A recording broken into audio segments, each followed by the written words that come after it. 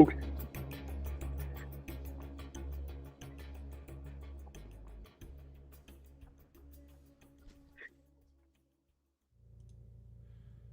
Hey, what's up, everybody? I am going to resize us. It looked way better when it was just me, but here we are, back again. Me and Party Size. What's that? Oh, I got it. I think we should be good on audio. Yeah. Do you hear us? Yeah. Party Size Cycling over there in Hey. Highbridge, New Jersey. And your usual host, me, in Cuyahoga Falls, Ohio. I always say Akron, but we're in Cuyahoga Falls. Anyways, The greater it's Akron been area. greater Akron area. I'm actually, I'm literally, it's not even half mile to the border. And I have a friend that I always dispute this with because she's always like, well, you don't live in Akron anymore. And I'm like, your house is literally farther from downtown Akron than mine is. So, anyways, so what's been, oh, we did one 2 weeks ago, right? We were on. Yes. Yeah. The gas station food. Yeah. Didn't seem like too many people disagreed with us on our assessments. No, and there were some like long comments after the fact. People very like thoughtful, like way more than I think either of us were thinking about it. Like the one guy, like, well, the amount of fresh fruit this one has versus this one. It was interesting to read some of the comments. Yeah. Well, good for them for looking for fresh fruit in the gas station, because that's not usually what I'm going for. One thing I have to say that I do see now that I never used to see is just bananas. And once in a while in the morning, when you look at all that junky food and you're getting a coffee, but you need something so the coffee doesn't hit so acidic, it's like, oh, thank God there is just a banana in here. But I never saw that growing up. And now I see it at most like truck stop gas stations and all that. So, Yeah. I'm good. Whoa. Finishing off last my Ontario beers tonight. Oh, nice. Got something Bellwoods, which is per se wasn't digging growing on me, and Burdock. So excited to end that chapter of that beer haul, like 20 or whatever beer. I think I brought literally the max. We looked up how many liters you can bring over. Was within one. It's actually Pint Day in Ohio. That's a thing that like the Ohio Craft Beer Association once a year. Any brewery that wants to participate orders. I think they order however many glasses they want, and I think the beer costs you $1 more, and then that money goes towards the Ohio Craft Beer Association. But I have enough pint glasses, and I knew I didn't need any more. But this year's I really liked, and I had to go get it. Like it's like I love the shape. It's different than anything I have, but I really like the artwork too. So yeah. And they always do a different shape, but the beer I just poured into it is Collision Bend from up in Cleveland. It's whatever their version of Oktoberfest is. They give it. Mm-hmm. So I can't remember the last time I poured a beer into a glass at home. Really? Oh yeah. I kind of don't just much anymore. And I remember back in the day when someone would pour like a dank IPA or just drink a dank IPA out of the can, you'd be like, what are you doing, you monster? And now I'm just like, yeah, who cares? Lioness Mommy subscribes to the channel. I'm sure it does make a difference. I just don't care. Yeah, I've just kind of got to that point too, where 9 times out of 10, I was thinking I did cut back on glasses a while ago. Like I gave some away and I think took some to the thrift store, but yeah, I don't know. Once in a while, I guess. I drink water out of them more than anything because I like drinking. I drink tap water out of my glasses. So, sure. Anyways, are you still on your 10 mile? 10 miles? Still on 10 miles? I thought did you post about a struggle there on Instagram?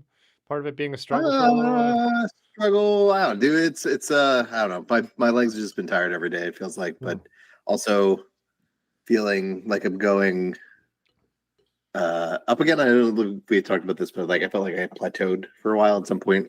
When you've been riding 10 miles a day, riding 10 miles a day doesn't actually do anything for you. Yeah. So I feel between cyclocross, some longer finally getting out for some longer weekend rides, and then try to practice for cyclocross, which is usually a pretty high intensity. I feel like I'm tired, but I feel like it's I can see like the fitness level going up. So I still don't know that I'm ready for one of the longer rides at Nutmeg, but I'm feeling good though for the cyclocross season. Nice. So appreciate your video today. It's nice to see all the Joy Machines folks who I often only get to see still pictures of or talk to them on the internet. So to watch them talk was nice. Yeah. It's a bummer that we don't like because they're all interested in nutmeg, and the reason they don't go is because the Joy Machines hosted cyclocross version of that series that I made the Yeah. video about is always the weekend before or after nutmeg, so it's too close for them, and it's been a bummer because now I haven't been able to go for a couple years where Yeah. it used to be a week. The Heck of the North, right? That one? Yeah, the Heck of the North, yeah. And like that race has never really stayed in one place. It's moved around because every time they do it in one spot, the park kicks them out. So they move to a different spot. And it's usually not our behavior. It's usually just the wear and tear on like they get a Cleveland Metro Park to do it. Like one time it was up kind of where the Ohio to Erie Trail ends, and it was awesome. It was on Whiskey Island, skyline of Cleveland in the background, lake on one side, Cuyahoga River on the other side. But yeah, it was one of those things where then they finished the bike path and they're like, well, we don't want people tearing up the grass over here anymore, blah, blah, blah. Then they did it at another cool place up on a bluff overlooking Lake Erie. And I think that was the kind of the same thing. They went granted the permit, even though it was a dry year. So whatever. But yeah. I've always kind of wondered that as well, if there was some secret to getting parks to allow you to rip up their grass, because there's an area of our town or by Solitude that is a lot of very naturally off camber because it's where a dam is. So there's a lot of off camber stuff there that's sort of like stepped. And then there's some like pretty steep downhills into some areas. And then it all dumps out into like a park where there's like normally the football field or soccer field over there. So like you could really wind it through there and make it a good cyclocross course. But I've been like, well, how do I explain to the town that we're going to completely destroy the grass and like burn in a path that will go away, but that they're going to complain about? So I always kind of wondered. I was interested in actually in your interview listening to Woody talk about seemingly not having many problems getting things put through, which was like, kind of wanted to hear that there was a problem and here's how I solved it. But I'm happy for him that it seems like maybe it's not a problem. I will say one of the things that I don't think he's having trouble with over there. So that's Patterson Park. That's only like a mile and a half from here, but the grass space that most of where they're riding through is not very used. Like people hang out, but like I think the school or whatever used to be on that property is down where all the tents, like all the pop tents were and everything. And there's concrete under the grass there, or blacktop. So I think there used to be something built there. And then everything is very off camber, and those hills are much bigger than they look in the video. So it's also like that space isn't very usable on those huge embankments. So I think that's part of it. And then they're going through the woods, which is a walking path through the woods. And then I think the third element of it is it's a part of town that is totally fine and totally safe, but it's very immigrant. It's always just been underutilized. And I think it's more now utilized because of the immigrants. But so I just don't think I don't think there's the population that complains over there. Whereas, if we were in the suburbs where I grew up, people would literally be like, they tore up the grass, and they would just, the looks of it would bother them. Whereas there's just not people to complain. The people who live by that park aren't going to complain about it. They come out and are like, oh, cool, something's happening here. Andrew, one quick question. Do you have any, because I don't really have a way to control the volume because it's just coming through and it sounds normal to us. I do, yeah. They're saying you sound way louder. To us, we sound normal, so I don't know what to. I turned the volume on the microphone down a little bit. Hopefully that that helps. But yeah, I don't really. It's a confusing thing about this because we're chatting just in a video call, and all we're doing is screen capping it. So if it sounds normal to us, I don't know why it doesn't just sound. That should just be what's coming through, but yeah. Huh. And you're just talking through your Mac speaker, right? Or your Mac microphone, I mean. No, I have the somewhat fancy microphone. Oh. But I guess it has a volume knob on it, so I turned it down. All right. Yeah, I guess the words I guess maybe you could move it a little farther away. Yeah. Doing that as well. Or just not be such a loud buffoon. You don't you don't sound loud to me at all, which is weird. So I don't. There's certain things about streaming I've figured out so many, and there's certain that I just, no matter logically, and as someone who is very good at problem solving, make no sense. Like I could see what the faders are doing, and they're even. So I don't. Yeah. Anyways, not sure. But so anyway, hopefully this is better. I'm sitting quite far from the microphone, and I turned it down. So yeah, keep me posted. Now I said, now I'm quiet as well. okay, Okay. I'll bump you up on my end. Don't change it on All your right. end. I'm not gonna do anything. Yeah, we got to We'll change get one thing at a time. Yeah. at least it's not gonna hang up on us after a half hour like the first week. Yeah. We'll see how this works. Let me know, Cool. guys. Yep. The other thing I was going to say about that cyclocross video is I always get the comments when I make a video like that. People are like, you should do more of this. And I get it because I really enjoy like using the skills I have instead of just holding a GoPro, because I think there is a skill in doing the GoPro thing and editing GoPro footage. But like the skills that I have is that I'm actually a professional, right, at videos and stuff like that. So it's cool to do that. But the thing is, like, why I would never do that as a nutmeg or something. It's Hmm. because I don't do this for a living. So when you watch like Russ and Laura go to Made, like the bike show, they're literally working. They're working the entire time, and you hear them talk. They're exhausted when they're done. Like when Hmm. I go to pay for an event and be at an event, I want to have fun. When I see you, I want to talk to you in person. When I see Right. Bradley Cordora, I want to talk to Bradley. And like, I know Box Hill's in the chat tonight. I think I nutmeg this year. It's the first time I'm going to get a meter. Do I want to shove a mic in her face before I get to say what's up? Yeah. Like, so that for anyone who's watching and wonders why I don't do more of that, it's for that reason. So Yeah. You know what might be? So we started doing. I think this is in the spirit of nutmeg. Especially, I felt like on the farm year too. It sort of started this, right? Like, if you want to run something, do it. So a bunch of us that are vegan all decided through a group chat, like, oh, let's do like because Friday night there was really no food. Saturday night they have the pizza. They do a pretty good job of getting us stuff, but there's nothing Friday. So I was like, yo, let's do a vegan potluck, and we're gonna meet. We'll set up a table, bring some like little gas ranges, and we'll do that. And so like we organize something. So maybe so that way you don't have to do it the whole weekend. Like just I don't know, channel meetup or something like that might be a fun little like, hey, I'm going to be here at this spot for 45 minutes, and if you want to come say hi, I'll be there. I don't know. yeah, Just an idea. yeah, or like doing that in the way of like, hey, if you want to be on camera and talk about nutmeg for 45 minutes, we'll be over set up by this spot, and then it's like Right. you could film people, show, hey, if you want to show off your bike or something like that, maybe would be more of the way, because that's what people always want to see. They're like, do bike checks, tell me about that guy's bike. And it's like, I walked up and asked him about his bike, but then we just had a normal conversation about where we're from, and then we rode bikes together for a while. It's like, yeah, I didn't. Yeah. I don't love bike check videos on YouTube anyway, to be honest. Like, I don't know. Something different about when you're in person, like kind of saddle sniffing, but like doing it over, I don't know. I that's another something that I'm like, when they do those videos, like I like how, was it?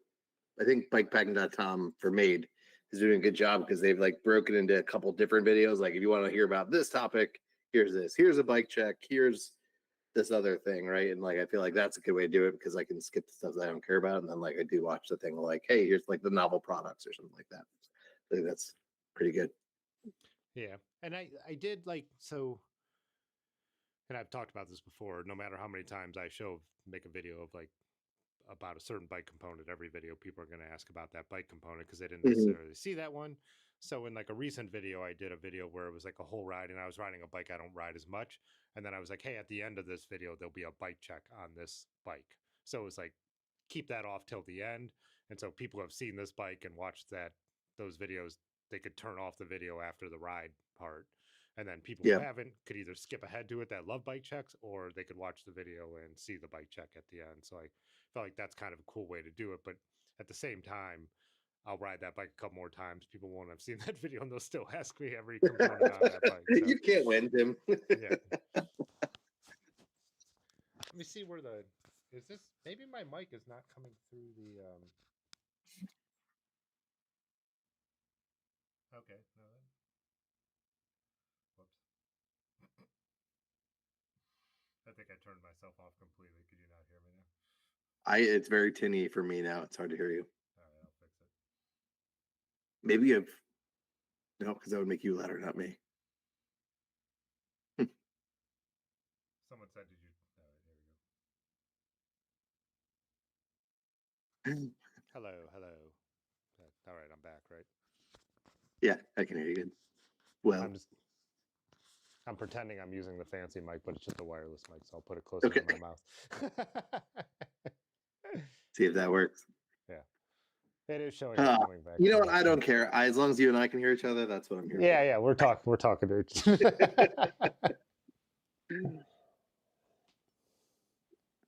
All right. Shall we get into the meat of the episode? Yeah. So my argument is that Thru Axles is bullshit. And I laugh already because I hate them so much. So I'm going to start with the typical disclaimer that like there is a purpose for them. And that purpose is modern downhill mountain biking. I understand that there is a time when stiffness and strength and knowing that your wheel is not going to go anywhere matters. And that is the way people now bomb down crazy mountains, right? Like, so cool. Thru axles makes sense. And so maybe even maybe heavier, like more extreme mountain biking, if you're someone who is like a little more weighty, whatever, that might be another argument for the thing. I read like a whole thing about like people have literally grabbed enough brake to throw a wheel out of quick release dropouts and stuff like that. Or the other thing is you could torque your fork because your disc brake is on one side. And so like you can literally put enough pressure that it's not stiff enough with a traditional quick release. It could like, torque your fork or whatever. Nobody that I know is riding like that, like that intense or that fast. So that's my disclaimer for everybody who is about to say like, well, this example, like blah, blah, blah. I get that. There's always an example. There's a lot of things that mountain bikes need to be able to do that most humans don't need to be able to do, or like extreme mountain bikers need to do. Like when I watch a Red Bull video, they're already doing something I would never do, and I assume they have specialized equipment for it.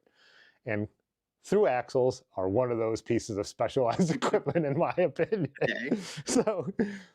So one, just simple, like throw away. They're heavier. I don't care about that, but they are.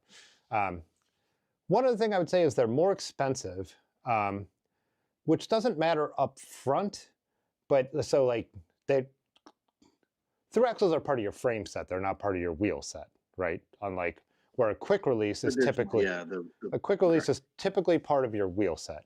And I just think like as you go down the road, so every element about that is going to become a problem. Like you sell a wheel set, someone's going to be like, I don't have this, like I don't have this for my frame set, or wheel sets move around, frames move around. Like there's a little gray area there. I'm not going to go deep on that, but whatever. It just can happen. And I just think when I need to even go to the bike shop, and so I go and I realize it's my gunner. I'm like, oh, it's this goddamn fucking Thru axle bike. So I go and get a tool. And so again, you're introducing a tool where a tool is the gunner the only Thru axle bike that you currently have in the fleet? Yeah, only one. Okay. Yeah. So I'm like, oh yeah, I need to get an Allen wrench. I need to get an Allen wrench because it's this bike. So yeah, I do that. And then I'm like, oh, I also need to make sure I put this back in the frame so I don't lose it. Because if you put it in the wheel, it can fall out. It doesn't attach to anything in your wheel. It only attaches to something in your frame. So you don't want to set it down. Not saying you're going to lose it, but things get lost. It's a small thing, so it's another thing to worry about. It goes back into your frame. Then it's in your frame, and you have to screw it into your frame, make sure it's not going to fall out of your frame. Just another whole hassle that doesn't exist with quick release. When you pull a wheel out, the quick release is still in the wheel, right? You don't need to pull the quick release entirely out of your wheel to take your wheel off your bike. Anyways, fairly minor, still a minor annoyance. And like one example is Yonda rebuilt one of my wheel sets, the old bike mechanic at Dirty River. He does them at home. He gave it back to me, and I was like, where's the quick release? And he was like, you didn't give it to me with a quick release. And I'm like, I sure as hell did, because you don't need to take quick releases out of quick release wheel sets. Anyways, so we're at the bike shop, and he reaches in a drawer, and he's like, here's a quick release. Quick releases are so common and ubiquitous, they're basically free. So when I talk about the cost of them, it's like also the cost of losing one, the cost of replacing a Thru axle, whereas quick releases are virtually free in this day and age, right? And like Pudgy gave me a spin wheel set. It didn't have the quick releases in it. I went to my little parts bin. Of course, my parts bin is probably a little more extensive than most people's, but I found ones that fit, just put it in there. But if I hadn't, I would have went to the bike shop and been like, I need a quick release that fits this bike, and they maybe would have charged me a nominal fee or given them to me. So like that's one of my things about the expense is much more than it seems. And if you find like the whole tool thing annoying, you can buy ones that you don't need a tool for. They could have an integrated one, like this one that broke off my wheel, my Thru Axle wheel set. But again, since your frame came with one, if you upgrade, this is a wolf tooth, now you spent more money, and then the one you had is now just sitting on a shelf and is worthless. So anyways, I'll stop with that point. Back that up for a second. I want to make sure I understand that point. So if you upgrade your wheel set, you're saying? So if you got you bought a frame and it came with standard Thru Axles, and you're annoyed that you have to get the Allen wrench out or whatever every time, sure. You could go to get a one that has something integrated or something like this. Oh, okay, I see. You would upgrade the Thru Axle, and then you're looking up standards, you're looking up thread pitches, you're looking up all this stuff, and then you're spending this extra money on something that you don't need to because quick releases always just worked in the first place. Okay. Anyway, I'll stop with that because I'll keep rambling.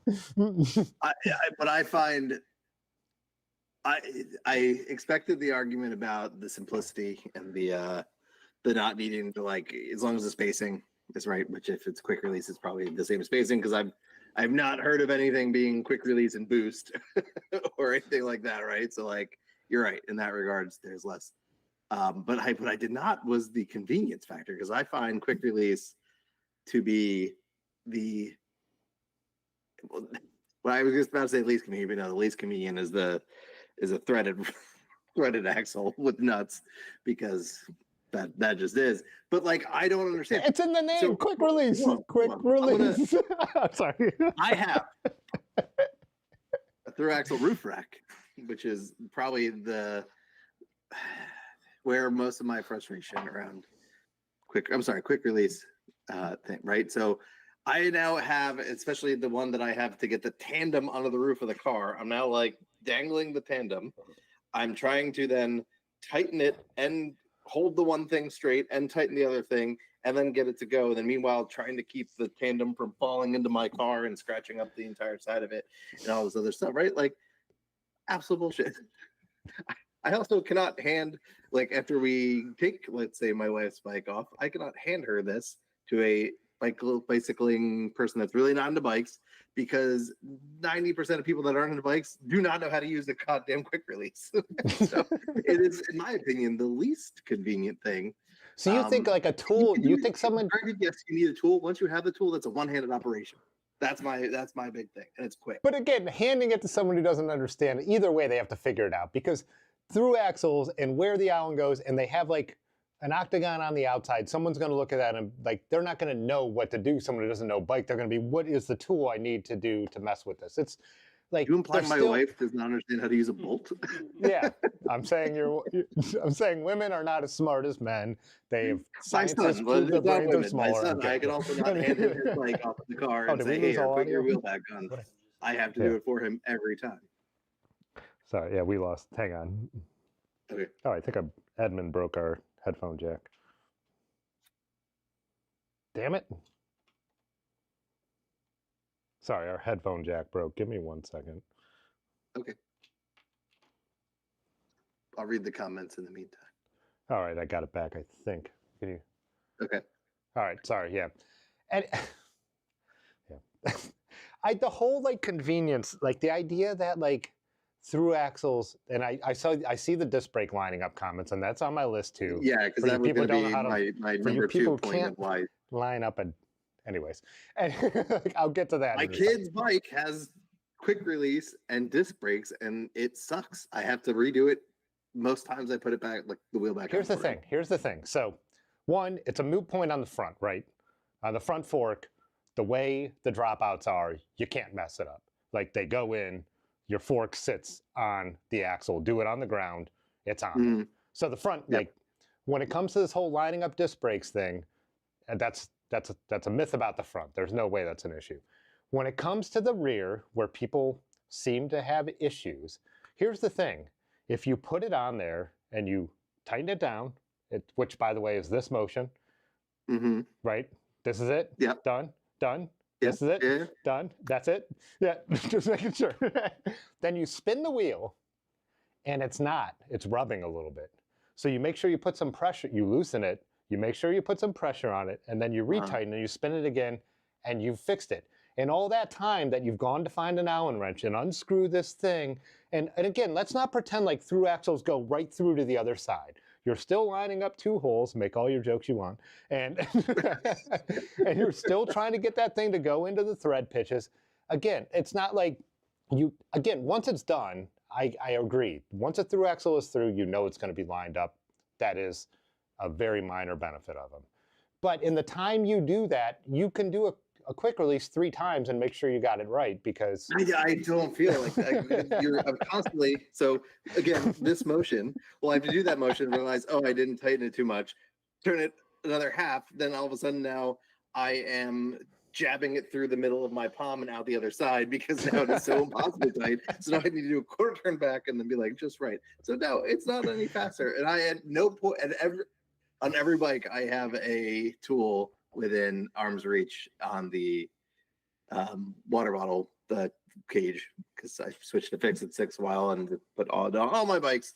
So that's never an issue for me. And it's a one-handed operation. I don't have to undo, because that's getting. It's not a one-handed operation. You still have to line it up. You still have to line it up. You have to get it all the way through. If it's not lined up, I know that we're going to see each other eye to eye on this. There's a hole. There's a hole that you still have to get that thing through. It's not a one-handed operation. Quick release is one, because you put it in the dropouts and then you just tighten it. I mean, it's 2 hands, but both are 2 hands, because you can't. How are you not holding your bike when you, or your wheel or something? One hand on the bike, once it's there, through axle with the other hand, versus the other one, I'm balancing the bike because I need 2 hands to be able to hold the one side and turn the other side. So now I got the bike precariously leaning. I'm got, and then I got to do all this bullshit with it. I finally get it right, and then god damn it, it's a little off. I got to redo it anyway because now the brakes are rubbing. And I, in theory, agree with you that it should, once on the front, it's in. It should be in, but I cannot explain. Maybe somebody can for me. It doesn't work every time. I have to undo it and then jiggle it around and then redo it, and then finally it'll be in there perfect. Maybe I'm just bad at quick release, but really the roof rack is my biggest gripe, because that's an argument I don't, because I'm trying to get it in the thing and then trying to hold it there, and then if I let go to then try to turn it with the one hand, the one side invariably pops out. So then I gotta Okay, I've never tried to do it over my head on a roof rack. So granted, I will give you some grace if there are through axle roof racks, and that's easier. But again, then if you have a through axle roof rack, that means you're pulling the through axle out of your wheel and then reinstalling it through the wheel and through the roof rack. So you're still trying to. There, I would then just be able to go beep, beep, beep, beep, and not have to do again. The problem with my problem with quick release is that the release part is quick. You still need 2 hands. If quick release was actually so that when you release this thing, what is that term for that? The wing nut, right? I guess. I think wing nut. No, that's not a wing nut. Wing nut would have 2. That's things. What predated through axle. Yeah. So anyway, that if I think it's called the quick release. Okay, well, if the quick release, if you could do that and then reliably remove the wheel without having to usually turn the other side, then I'd be with you on that. It would be fine. I'd have no problem doing that. But the problem is that never happens, and you invariably need 2 hands. So if you had a through axle roof rack, again, so you're pulling a through axle, you're pulling your wheel out, you're putting your bike up there, and then you have to run a through axle through 2 holes over your head. In theory, I don't have a roof rack through axle. And I pulled a bike breast commentary because he said I would be holding it, and then I would go doot, doot, doot, doot, doot, doot, and I would screw it in. You don't need a goddamn Allen wrench to screw it in. It would go doot, doot, doot, doot, doot, until the point where it was stuck, and then fine. Then I can do whatever I want with it. I can get it up and then finish doing it. Or I can do whatever. I have a very specific roof rack that swings out tandem. You can line the tandem up with it from the ground, get that attached, and then you lift the chainstay up onto the roof of the car. So a very specific rack that might be leading to my that's what everyone's Yes, if it was through axle, holding the bike. Okay, it's in enough for I me to think get up, and then I no, can no, finish no. them all. You're taking out the part where you have to pull the through axle completely out of the frame, put the bike on the roof, then Your line. problem. Hold on. Your problem is this. No. Listen, the next step. What is going to hold the front? Like say it's the front fork, right? What's going to hold it in that imaginary space when there's nothing there? Now you're going to have to line up it the. does, my guy. I don't know how they do it, but like this, the wheel will fit into that when there's no through axle on there. Will stay. There's some sort of cupping or something that holds it in place. Cupping. Everyone's already making fun of our hand gestures, so might as well. Cupping these nuts. Or something. I mean, I don't know. Maybe the gunner doesn't have it. Maybe that's why you're having a miserable time, similar to how I'm having a miserable time with my roof rack. But yeah, it will sit there and then it kind of hold itself in place while you do the other thing.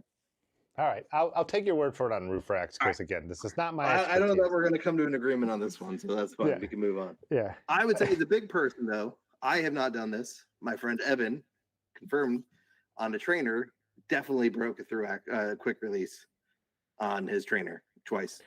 Okay, so there's a lot of issues there. When you buy a trainer, you're not supposed to use the quick releases that on you. It comes with a quick release that's for the trainer. So the beefed up. And he's broken 2 of those. Yeah. Trainers fucking suck. Yeah. I'll grant him that, but whatever. Okay. Anyways, I would, again, roof racks, trainers. I think my points are about bicycles, like riding bicycles, and I'm going to hold off on my main point because I think it's a whole discussion that'll go off and will never come back, which is fine. But so simple, like minor arguments again. If you're any kind of racer, you're any kind of pro. Like when I started watching racing, like they would change when someone got a flat, they would change the wheel. Now you watch, and then for a couple years when pro bikes, like race road bikes, went to through axle, there'd be a guy with a DeWalt on it so they could quickly do that motion, whatever. And so they would change wheels real quick. It became a real pain. Now when you watch pro racing, how many times do you ever see someone change a wheel? Never. They take a full new bike. Yeah, that's true. Yeah. And I don't understand what this is, so someone else could explain it. They hate being on their backup bike. I don't know why. You think it would be identical because they're pros and they're by sponsors. Yeah. But later down the road, they switch back to their original bike once it has the real wheel on it. This is minor, very niche. But if you're not a complete pro racer and you race, I've always wondered the same thing as well. That why is their backup bike such garbage and less that they don't have time to dial both of them in? It's the same bike. And they have crazy to me, but. Yeah. They literally have a staff of people who are just mechanics. But anyway, so if you're racing and you aren't the top level pro, you don't have a staff of mechanics and something happens, so that would really be a pain in the ass. But the only thing I could see with that as I think about it more would be more maybe like that the bike isn't like warmed up. So meaning like the tires are not riding road temperature. That the saddle isn't like kind of, how you kind of always have to, when you sit on it, it takes a couple minutes for you to really like find. I still feel like if you're riding the right, like I feel like maybe it has more to do with that and less to do with the backup bike and just it's a cold bike. Okay, so before I go off on the other tangent, and this is one thing that so Gunk's not dead, a ride we both did. Yeah. What we believe when I broke an axle on my through axle bike. What we don't, just not 100% confirmed, but we think that my through axle was not tightened down all the way. And so it allowed a little play, it allowed stuff to happen, and that's what broke the, you don't call it a freewheel on modern bikes, what do you call it? Like what the cassette is attached to. Yeah, anyways, so that's what happened. Nobody, and maybe correct me if I'm wrong, nobody ever checks the torque on their through axles. I've never checked it. I put it on, you assume it's fine. It also takes a tool to put on there. So let me finish this thought. So like quick releases, when I ride bikes with quick release, once in a while, if it's been a few rides, I reach down and I just pull on it a little bit. Both sides, make sure it's tight. It's just a habit you get in when you ride thousands of miles a year and you have quick release bikes. You're like, is this tight? I'm gonna check it. Nobody ever does that with through axles. If you say you do, you're probably a liar or you're a bike mechanic. So like, if that is what broke mine, that is something that wouldn't happen to me on a quick release bike because it would be checked more often. again, this is not a condemnation because this is definitely user error, but this also ties into and got me thinking about the idea of quick release. When someone sells you a quick release bike, or if you go look anything up, they tell you close the quick release. It should leave like a little slight impression in your hand. Yeah. That's an understandable fact to everybody. I'm sure every bike that has a through axle has a torque spec. No idea what mine is because I don't keep torque wrenches because I'm not a mechanic and they're expensive. And we're going to talk about simply riding, and it's one of your things. That's why you say electronic shifting is better, because your novice doesn't need to worry about anything. You set it up, it works. So, so is your home person ever going to check on that? And when they do put a new one in, are they ever going to torque spec it? Because I never torque spec mine. I, by hand, broke a White Industries fancy tool off mine, thinking that it needed to be tight enough. And now I never remember what side that freaking wrench goes in either. The whole thing is just like a pain my main thing is just like when I have to work on my gunner and I go to pull a wheel, I'm just like a goddamn through axle bike. I fucking hate it. But again, at that point of like, that I torque spec my through axles every time I put them on and off. Do you Newton meter? What's the Newton meter spec on your Wild? 4 on the front and 8 on the back. And how much? What does that feel like? Front is pretty mild because it's the fork on the Wild is a carbon fork, so I do not put anything on that without a torque thing because Envy has said there's no weight limit on it, but if it cracks, it's gonna kill me. So I'm very, very, very, and it's the only carbon component I've ever had. So I don't want to make it be like I'm a carbon bro, because I'm not. I don't fit most of those bikes. But Envy doesn't have a weight limit. It's the first carbon thing I've had. I'm overly protective of it, and so while I already had the torque meter out to the front one, I always check the back one anyway. I loosen a little bit and then turn it up to 8. So, and maybe I do. I'll be honest. I do go to the website every time because maybe it is 8 and 8, but I think it's 4 and 8. Already, but I could do it on the road once, and now that I have the feel of like it's snug, and then like you've already gone beyond. It's to reduce. It's snug, and then 4 Newton meters. And again, look what we're already talking about. Like something that, like you said, like simplicity of bikes for all people. Like this is not something your normal person. And someone just said Harbor Freight sells torque wrenches for $10. I've watched videos on comparing cheap torque wrenches.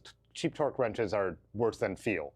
They're not going to last. They're not going to keep their.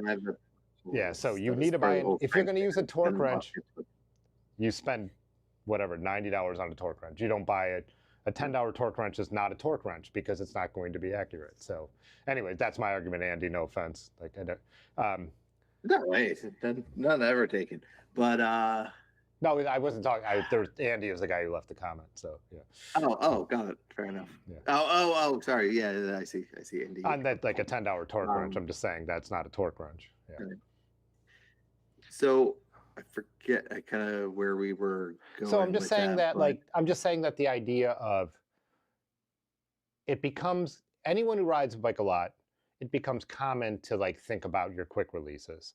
I just think the simplicity and the fact that a through axle is going to line up your wheel and you're going to tighten it, or the shop tightened it, you're not going to check on it, which can lead to like a problem like I have, which is a freak one. Like, and I think that equals to like your guy who broke the trainer or anyone who's ever broken a quick release. Freak accidents happen and rare accidents happen, user error or just weak mechanical components. But I think it's way less likely you would ever check on your through axle, like tightness is the word, I guess, than you would on your quick release. And if a quick release pops open visually, that's going to be noticeable. Whereas a loose through axle is but Tim, I can tell you how many times before that if like we said, why I had to stop allowing my spouse to put her own on is because we'd be riding 15 minutes later, the thing's flapping around. I'm like, what are you doing? There's a reason why they have lawyer lips. Is because they know that somebody's going to fuck it up and they need to invent something to prevent somebody from fucking it up. So this leads... Yeah. I think this goes perfectly into my final point, which just might as well finally bring up, is every single thing about, are you leaving, bud? All right. Every single thing about Thru Axles is to solve the problem of, which I don't have, of disc brakes. Like every single thing. Like there's nothing about a through axle that solves a problem that rim brake bikes have. And I am not like willing to die on the hill of like, I'm not like such a retro grouch that I'm like, rim brakes are better, save the rim brake. I'm not. My two main bikes are discs. And they're both mechanical and they're both very hot, like nice mechanical, and they work really well. My Raleigh came with clapped out spires that were no better than any rim brake that I had ever had. But like again, you've created a problem, like you've created a solution to a problem that didn't really exist that much, and now you need to create another solution for a problem. Like because I really think like when people talk about like the industry is just trying to sell you stuff, I think in most cases they're actually trying to innovate, and I don't think it's always. I mean, capitalism is capitalism. They do need to make a new model every year, blah blah blah. But when I look at like discs and through axles and putting them on road bikes and your typical gravel bikes, they're mostly unnecessary. And like people act, I think younger people who never rode like rim brakes or only rode like their shitty childhood bike, like think like rim brakes are death traps. Like, no, the pros have been descending Ventoux and Alpe d'Huez on rim brake through axle bikes for 100 years at insane speeds. And so my best set of rim brakes is on a the bike era, doesn't matter, but it's 9-speed era Dura-Ace. And those mechanical rim brakes are as good as my Grotech equals. So whatever year that would be, 2007. And those aren't the peak of rim brake technology, because then they went to direct mount, which are even better. So I just think in so many ways, it is like, well, you have to have disc brakes. Well, now if you have disc brakes, you have to have through axles. And it's like, neither of those two things are true. And also, you need to like make sure you line up your wheels so good because you have disc brakes. And again, most people don't like, you have way more clearance with a set of even decent, really good rim brakes that you don't need to worry about that. So like, no one would ever put through axles on a rim brake bike, right? I mean, maybe they exist. I don't know if they exist, but it would be. I've never seen one. Yeah, I agree. So I just think one thing leads to the other, and people just have in their mind this idea that this tech like doesn't work at all, and the idea that it doesn't, like. I don't think that's that they don't work. I'm just saying that they're even just pure. Let's say you gave me the option to buy one or the other. I'm buying the through axle. I just find it so much simpler. I still don't like. It's crazy to me to find it simpler. It's a pain in the ass. And then oh my god, we didn't even talk about the goddamn little conical springs that people always put on backwards. That's it, right, but because you're supposed to put the thin part on the inside, or is it the outside? Or I can never remember. And you mess it up, and you put it on, and then you break your cam. That's only if you take it. That's only if you take it all the way off, which you shouldn't be doing, because that's the cool thing about cricklies. They stay in the wheel. So yes, if you're building a new bike, and then you need to get around the bike normies, Tim. I think you need to go to a beginners group, and you need to start taking a look at people's quick release axles, because they're all messed up. I promise you. I'm just saying, when people are having those problems, they're also having the problem of like, where does this Allen wrench go? Like you're in the same world then. Fair enough. There have been a lot of comments. Have you seen any good ones? I haven't. No, sorry, I haven't been. Yeah, me either. Tim is 100% right on that one. I almost never checked my through axle with the cam. I didn't know that was a thing. What would the point of that be? Huh? Yeah. So it screws in and then cams. Cam. That's what the thing is called. The cam. Oh, cam. Yeah, that is what it's called. Yeah. Oh, damn, we lost. How many Rivendell do I own? I own one Rivendell. It's a tandem. It's the aforementioned one that's really hard to get on the roof of my car to drive to Florida. Park tool, yeah. The torque wrench is about $100. That's fair. And then the biggest problem with torque wrench though is if you're going to be doing pedals and other stuff, and you want to be accurate about that, because like for example, the EE wings, you have like it's they specifically say 52 Newton meters, not 50, not kind of fit. They say 52 Newton meters is with the bolt that holds the two, the spindle together because they're a weird crank. Which obviously the regular Park Tool one that goes like up to 20 isn't going to cover. So then you need the one that goes from like 20 to 100. So I have both. I don't mess with torque spec because I'm a big person and I will fuck it up. Like I'm hard on my stuff as it is. So if I'm starting from a bad spot, I do. So I really do try to, especially like, also I think from an early on when I got into like newer bikes, I ovaled out a steerer tube by over tightening it. And so that like my disc tracker still is like really hard to get the stem off. So I have learned from that point on to, hey, if you don't want to ruin your stuff, use a torque wrench. So I'm also someone who thinks like I'm fairly handy with tools, and like the amount of like stuff I've rounded out annoys me. And I think that's probably another through axle thing where like mine, I could feel like there's a little like the edge of the metal where I don't know, maybe I was in a hurry. I'm like, how did I, because I'm usually pretty conscious, and I'm like, how did I mess up like that little like end? And I did a little bit. I mean, most through axles, you do have that backup of you could put an open-ended or a box wrench on like the outside and still turn them depending on what it looks like around. Like the front of mine, I don't think you could because the dropouts on the gunner then have like kind of like a metal shield that protrudes on each side. So you really do need to use the Allen on that, I think. But depends. So like the thing that you're holding up, I'm not sure how that interface. I'm just holding like, this. But yeah. Fair enough. So certainly it has like a little wing nut thing that goes over that then screws into the center of the through axle. So you can use, you actually don't need to use Allen wrench at all. You could use their thing, and if you don't want to have that sticking off your bike at all times, you could unscrew that and throw it in there and just use it as a wrench. In fact, because of the clampers, sometimes they go out too wide, and I couldn't actually get that around. So what I'd have to do is I'd have to unscrew it, and I'd have to like undo it. That was annoying. I will give you that. That was probably the most frustrating experience I've ever had with axles. Can we all agree though that the threaded axle is the worst? Oh, you mean like a bolt on? Yeah, the bolt where you need to take a 15 mil wrench and screw some thing on, and then those come off, and then you die.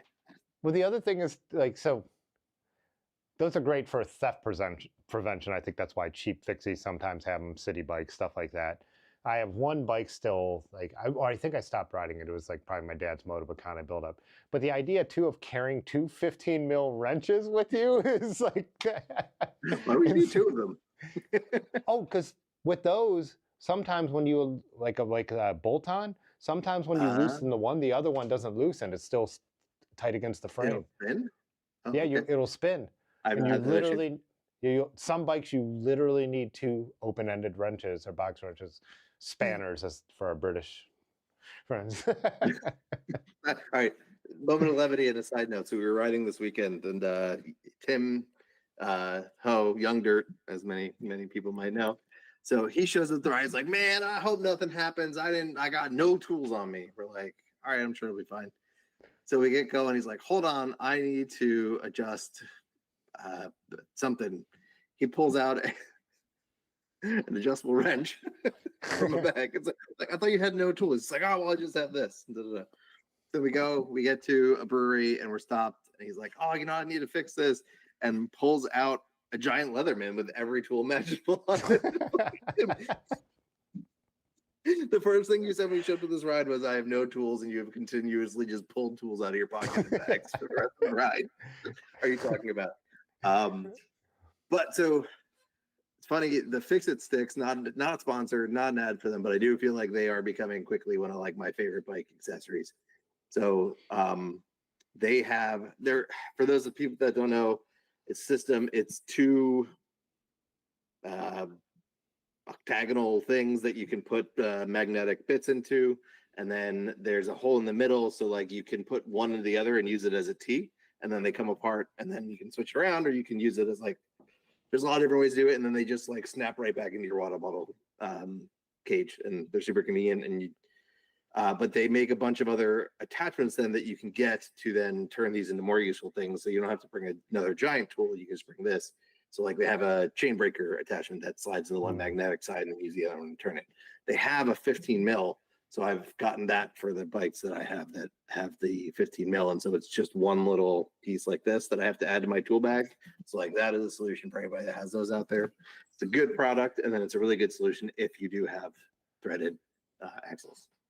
Oh, that's a good idea. Yeah, because I have one bike. Yeah, that's what it is. It's my bike that was my buddy Josh's, and I kind of build up as more of like I've used it for tours, but I've ridden a little off road, but it's just an old cheap 10-speed in a nutshell. But just it's got tire clearance, so I've got 38s on it, so it can do more than it should. But Otis had me switch the rear to a bolt-on just because. Then we actually even reinforced like with some surly bits around the dropouts just to like. Because they're sheet metal dropouts and not like so you either have like sheet metal dropouts or like true like stamped like not stamped as sheet metal. Why am I drawing a blank? Like forged dropouts are good drop. If you're looking at vintage bikes, a bike with forged dropouts and like some kind of logo imprinted in them is probably a good one. One that is just pieces of sheet metal that have been stamped is probably a cheap bike. You know, like it's a very good way to tell if like for people who are like asked because I have a lot of older videos about like the road bikes, vintage road bikes I rode, and people are like, how do you tell them? Like, number one, look at the dropouts. If they're stamped sheet metal with no logos on them, and you could see real thick impressions from the quick release nuts in them, it's a cheaper bike. You know, it doesn't mean it's not a fine bike, but it's a cheaper bike. You know, it's like that's basically what they did. They just stamped those, put them in the frame, clamp the frame on them. It's the cheapest way. Call it a day. Yeah. That's something I've never paid attention to. They should. Would you mind beering me, Dave? Would you mind beering me? Yeah. Dry as the Sahara over here. The thing I hate about the ones with the 15 mil nuts is then like they just your dropouts always kind of get ruined. But I feel like every bike I have with those is like extra rusty and extra ruined. There, I feel like it's. I know it. But they're probably old and they're fine because I do think people set them on the nice ones and not the garbage ones. But like, yeah, it just kind of gets all like rusty and scraped up down there. I do think people tend to set them on the ground more and they are open instead of closed. But it's one thing that I am definitely more conscious of. But my Gunner, like I've noticed, and I think Gunner sometimes, even though they painted bikes beautifully, I just don't think all their paint was that great sometimes, but it is peeling up in the front ones on mine, and that annoys me. It's not it's thick metal. It's not going to, it's surface rust. It's not going through. Yeah. But I do know what you're saying. But again, I think that does come back to usually now when you're looking at a quick release bike, you're looking at a bike where you don't know how someone treated it before you. How many times they put a wheel in, put a wheel out, set it on the ground. So they do sometimes look worse, but I think it's because they've been abused and they're older, you know. And the same thing is going to eventually happen to the front on your through axle bike as well. Thanks. This is the beer. Collision Bend Fred Toberfest. I'm not sure what their reference is, but it's what type of bird is that? Yeah, some German bird. I think of no any birders in the house. Yeah. Put that one down in your little book.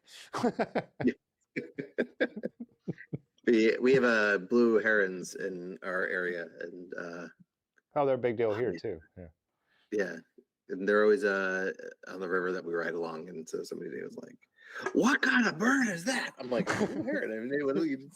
I see them all the time. Somebody was from out of town. I was like, "I've never seen that. That's crazy." I'm like, pretty common bird. But all right. Yeah. I always notice them, and it's cool to see them fishing. Like they fish in the canal here that we ride along. So I love if they're on the prow. I love seeing them like go in to get one, or if you happen to be riding along and they're flying next to you, and it is a pretty big wingspan for an eastern bird. But they glide so low to the water too as they're going looking for fish. It's really cool. But they're common. We have a lot of eagles down by the river, that same river. It's a stocked trout river, which is wide. But it's we just get a lot of cool birds down there. A lot of cool bird alerts coming from Julie and Cam that bird and know what they're looking at. I'm always too late to see it. What was it? The first point you had though was about standards, which quick release. You don't have to worry about standards. I will say I don't think that there's that many through axle. It's I like would be you have the curious. thread pitch. Is it 2 or 3 that there is? It was something that I like when I was out riding. I'm like, look this up so it could be a point that you could hopefully argue. But Yeah, it's a point that since I haven't looked up, I don't know the answer. So it's something that I got it. have to look up, which I don't with quick release. They're not. So They're it became common a better enough that I argument. had bought the wrong one, or not. I bought the wrong one. The employee at a bike shop had ordered the wrong axle for me for the trainer. Again, trainer suck, but like you need a wheel on. You have to have the Robert Axle project or whatever nice trainer thing axle. So he bought the wrong one, so I threw it in a parts bin and never thought about it. When I got the Wild, I wanted to put it on the trainer so I could like dial in like some of the fit stuff with the person that helps me with that. And I was like, well, I have this other one. Let's see if it fits. And sure enough, it did fit. So I feel like there's probably only got to be a couple of them. I don't know if it's as big of a point. I think it's like, I know the Surly one was funky and it was like really wide compared to the other ones, but I don't know. I think it's only 2 or 3 different thread pitches. So it's not too crazy. And then from there, then it's just right. Like how long is the axle, which is just what is, if it's boost or front boost or what, but I don't have any boost bikes. I don't know. Let's say I have the Gunner's boost. That's like the one, one of the cool things about when, I don't know what new Gunner's going to do, but old Gunner in Waterford. Mm-hmm. So like Otis ordered one of their standard Gunners, but then like for upcharges, you could just get a couple things done. So like the one thing he had done, or he had 2 done, he was like, hey, can you make this boost spacing? I have the receipt, and I think they were like $60 to make it boost. So something cheap for a, so like like almost like a custom frame, but semi-custom. And the other thing, he was like put routing for a dropper in it. And that was like, they put the holes in for routing. That was like super cool about Gunner. And it was still like a sub $2,000 American made frame. That's why I hope the new owners or something like that, but that's why they're such a loss anyways. But I don't know a lot about that because it's my one bike that's through axle and boost spacing. And if I need anything done, the guy who owns my shop is literally the guy I traded the work for to get it. So I'm just, you're going to ask, but again, like say you did buy a frame online and then you were getting a wheel set for it and you're like, oh shit, just didn't have the through axles. How are you going to know say you're somebody who doesn't have a good local bike shop? How are you going to know what the thread pitch is? Because like I'm thinking, what is my process to figure out the thread pitch of this bike that I don't own the through axle for? And again, these are down the road problems that we've solved because quick release has been around forever. That's a good point. Yeah. And that's like one thing to me, and that's kind of what I was mumbling about at the beginning, with just like my overall frustrations. I do think as someone who likes to not spend a bunch of bike money on new stuff when I know there's something slightly older and I could save a ton of money and it'll be totally capable. Yeah. And I think about this in cars a lot because like when I get in my girlfriend's car and basically everything, all the controls are on an iPad that's hardwired into her car, I'm like, what happens when that breaks? Say I buy this car used. Am I like $2,000 deep to have a tech look at this? Whereas my car has knobs. You know what I mean? Like the vent, like I could hear it physically turning where if it's the heat's coming out the top or the bottom. Like I love that. And I hate the fact that I'm going to have to own a car someday that is going to be this like thing. And I think about that with like these bikes going forward, like what does happen with that? How do I know what thread pitch this is? Say, I do have a good local bike shop. I'm going to go in there. They'll probably put 3 different through axles in there and you need this one. It needs to be this size. If you're at home. I have a 25-cent solution for you, Tim. All right, let's hear it. Chew a little bit of gum. Put that in the hole. And there's your thread pitch. And how do you measure that? So, for example, if you go to the Robert Axle Project site, they have a printout thing that you can do that says, like, you hold it up and it's like, this is 0.5, this is 1, this is 1.5. I think those are the 3 that I've seen. So again, one of your big things is simplicity for your home person. So they have for to the one time in your life you buy a used bike that they forgot to give you the through axle with, it's a perfectly good solution. And I defy you to see other You're right. That's the reason the industry should not move to through axles, is because some guy might forget to sell you the through axle and you won't have any gum. Yeah. Man. I think the gum is the one thing you will have. You just won't realize that that's what you should use. No, I mean, Granted, I you're don't right. have any Somebody gum here did. right I don't know Andy, but he seems to be very knowledgeable here.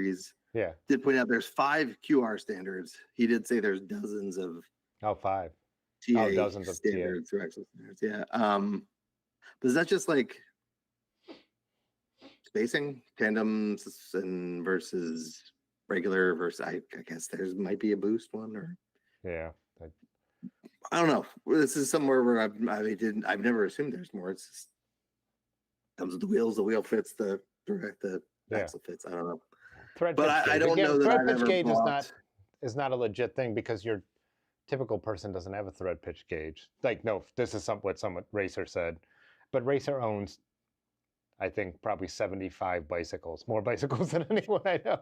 So, like, again, you're not I'm talking about, and again, I was just throwing this at Andrew to like get an argument out of him. I own way too many bicycles, and I'm going to look it up, and I'm going to go to my local bike shop. But I'm just saying, as we get further in time, I do think this becomes a problem because it does make it less easy for your normal person who buys a bike. Whereas quick release, you go up and look online, how do I use this quick release?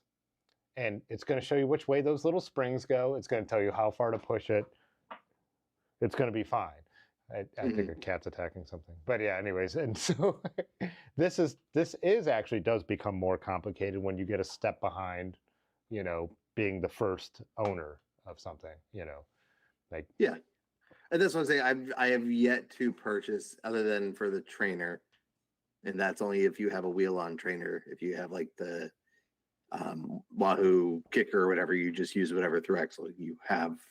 It doesn't because it's just going into itself. Like you're not adding something that it needs to sit inside. So if that's the case, then like. Is it that big of a deal? I really haven't thought about it, but I've never felt the need to buy or upgrade them or do anything. It comes with the bike, same way that I don't know. I guess technically you could lose if you bought a thing with like removable dropouts to the single speed. I lost that. How am I ever going to get it back? Let's talk about small parts. You don't take off. It stays with the bike. You take it off the wheel, you screw it back in. You don't put it on the ground. Like that's a rule of thumb. Always screw it back in. That's a rule of thumb. Buying a bike that's 10 years old now, is the Thru Axle going to be there? Like one of my favorite bikes was bought from a scrapper, and it was sitting in a yard with tons of other bikes. And it's like one of the things. It didn't have the front wheel, it didn't have the seat post, and I loved that bike, and I bought it, and I went online and I did find a seat post that fit, and it was French, and then everything about that bike was a pain in the ass because it was French standards, and I just feel like this is what we're creating the problem for down the road, whereas quick releases just don't have that problem. But imagine all the cool YouTube videos that are going to get to be made about finding the Thru Axle or the quick release. The Thru Axle with the right thread pitch from the vintage 2020s bike YouTubers that are going to be out there in the year 2050. Yeah, they're going to have all the knowledge you need. It'll be you and me. So Michigan bike. Yeah, Mad Max world. Michigan biker said, "I've never seen a Thru Axle that didn't have the pitch written on it. Have you ever seen a bike frame that didn't have a thread pitch? I've never seen a bike frame that had a thread pitch written on it. Maybe the inside of the dropout does, but again, we're talking about like a little bit of rust. We're talking about once it gets older. Again, you buy a new bike, you don't need to worry about this. It comes with a wheel, like you buy a complete. Yeah. I totally understand that fact. I'm just looking forward into like the way that I ride bikes now. My Raleigh's a 2014. When I do something to it, like it's like, what are the 2014 standards, But again, it's quick release, so I don't need to worry about it. Like I said, Yonda rebuilt a wheel, lost my quick release. He grabbed one out of a drawer at the bike shop and put it in there, and I rode home, But the Michigan biker, the Surly Thru Axles that I had did not have the thread pitch written on it, at least not that I nor the bike shop employee could find. To the point where he had to try to measure it, and then he measured it wrong. That was on him. So I know I agree. Most of them do that I've seen, but there are some that don't. I will say for anybody that is like something along this and has this problem or whatever, I keep mentioning Robert Axle Project because that's just the only place I've ever actually had to go to buy a Thru Axle because of, like I said, for trainers and stuff. They have a thing that you print out and you just make sure to set certain settings on your printing job. specifically, so it prints out and it has the different pitches that you line your axle up to it, and then it will tell you this is 0.5, this is 1, this is 1.5.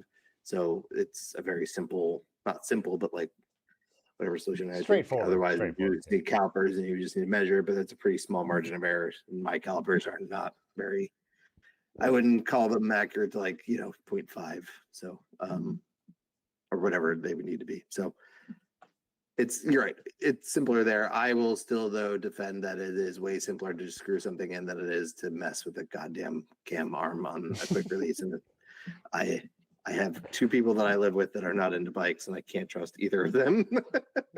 Do that.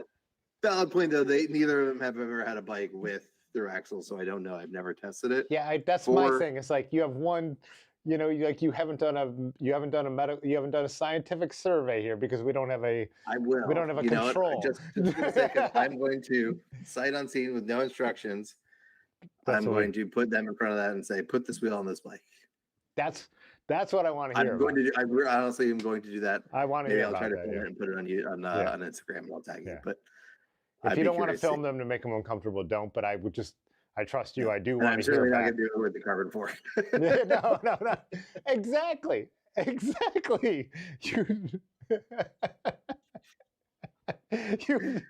just called yourself out. I wouldn't let them use a quick release if it was a carbon fork. Yeah. That's nothing to do with the format of the axle. We've exhausted my opinions on a subject that I never really had put too much thought in. So I appreciate you making me do the mental gymnastics to that. I think at the end of the day, both work. It's not a reason to not buy a bike. It would never be like the deciding factor. If something had a quick release for me, I would still buy the bike. I would grumble about it, but.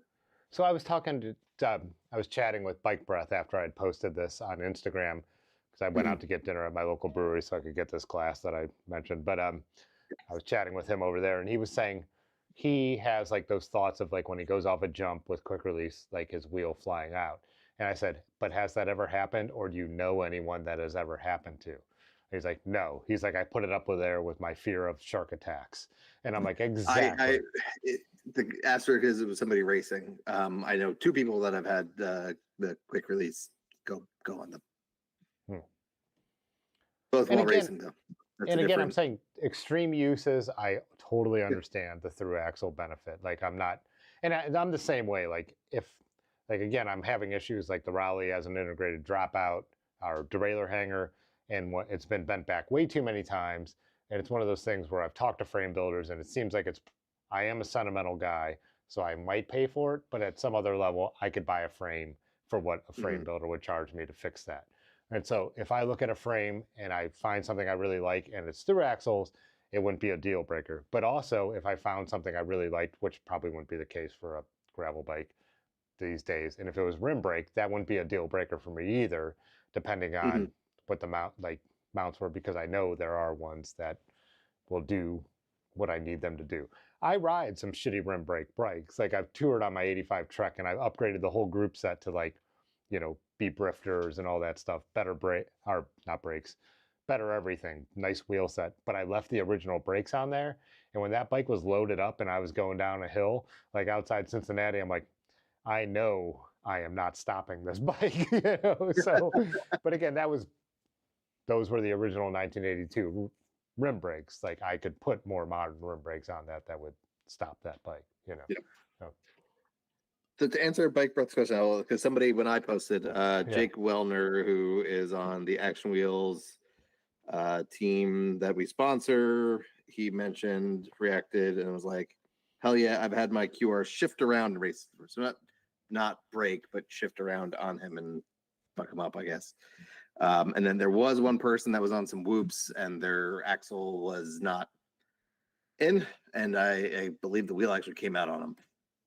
Whoop-de-whoops being the like a pump track type thing, and I think he went up and the wheel kind of took off, which would be crazy. So yeah, but both of those were racing scenarios, so not necessarily just riding along, as the mechanics say. Bike Breath also brought up the stiffness factor. I think this is a very interesting point because I think it's not a positive, but a negative when it comes to the front of the bike. So again, outside of this racing thing, outside of this downhill mountain bike thing, one thing I like is a raked steel fork. You know what I mean? And so like my rally, the old fork is up behind me and I have a carbon fork on it now because it's a 2014. So they completely overbuilt the steel fork because it's an early to rim brakes for a non-mountain bike, right? Fairly early. It's an early gravel bike. They called it a gravel bike in 2014. It's up there with the Salsa. It's like one of the first. So they overbuilt it. It's a super heavy fork. It had a rake and it looked beautiful, but it had no suspension characteristics. So one of the other things about like rim brakes and through axles and wanting to make the front of the bike stiffer, that's not something I want. Like I like the fact that like a fork can dampen the ride in the front. And granted, once you get to a certain tire size, this is not going to matter because your tires are going to take up, like on my Gunner, it has a straight fork. I think it looks stupid, but I have 55s and Renair's tires on there. That's where the suspension in the bike comes from. On my Rally on 42s, like I would love to have a fork that would be giving a little. I don't think having stiffness in a fork is a benefit. I think having stiffness in a fork, if you're not doing intense downhill mountain biking, is a negative. And my old vintage French bikes, when I'm riding across the Y bridge and it's grooved for like traction and for the winter, I watch that fork doing this.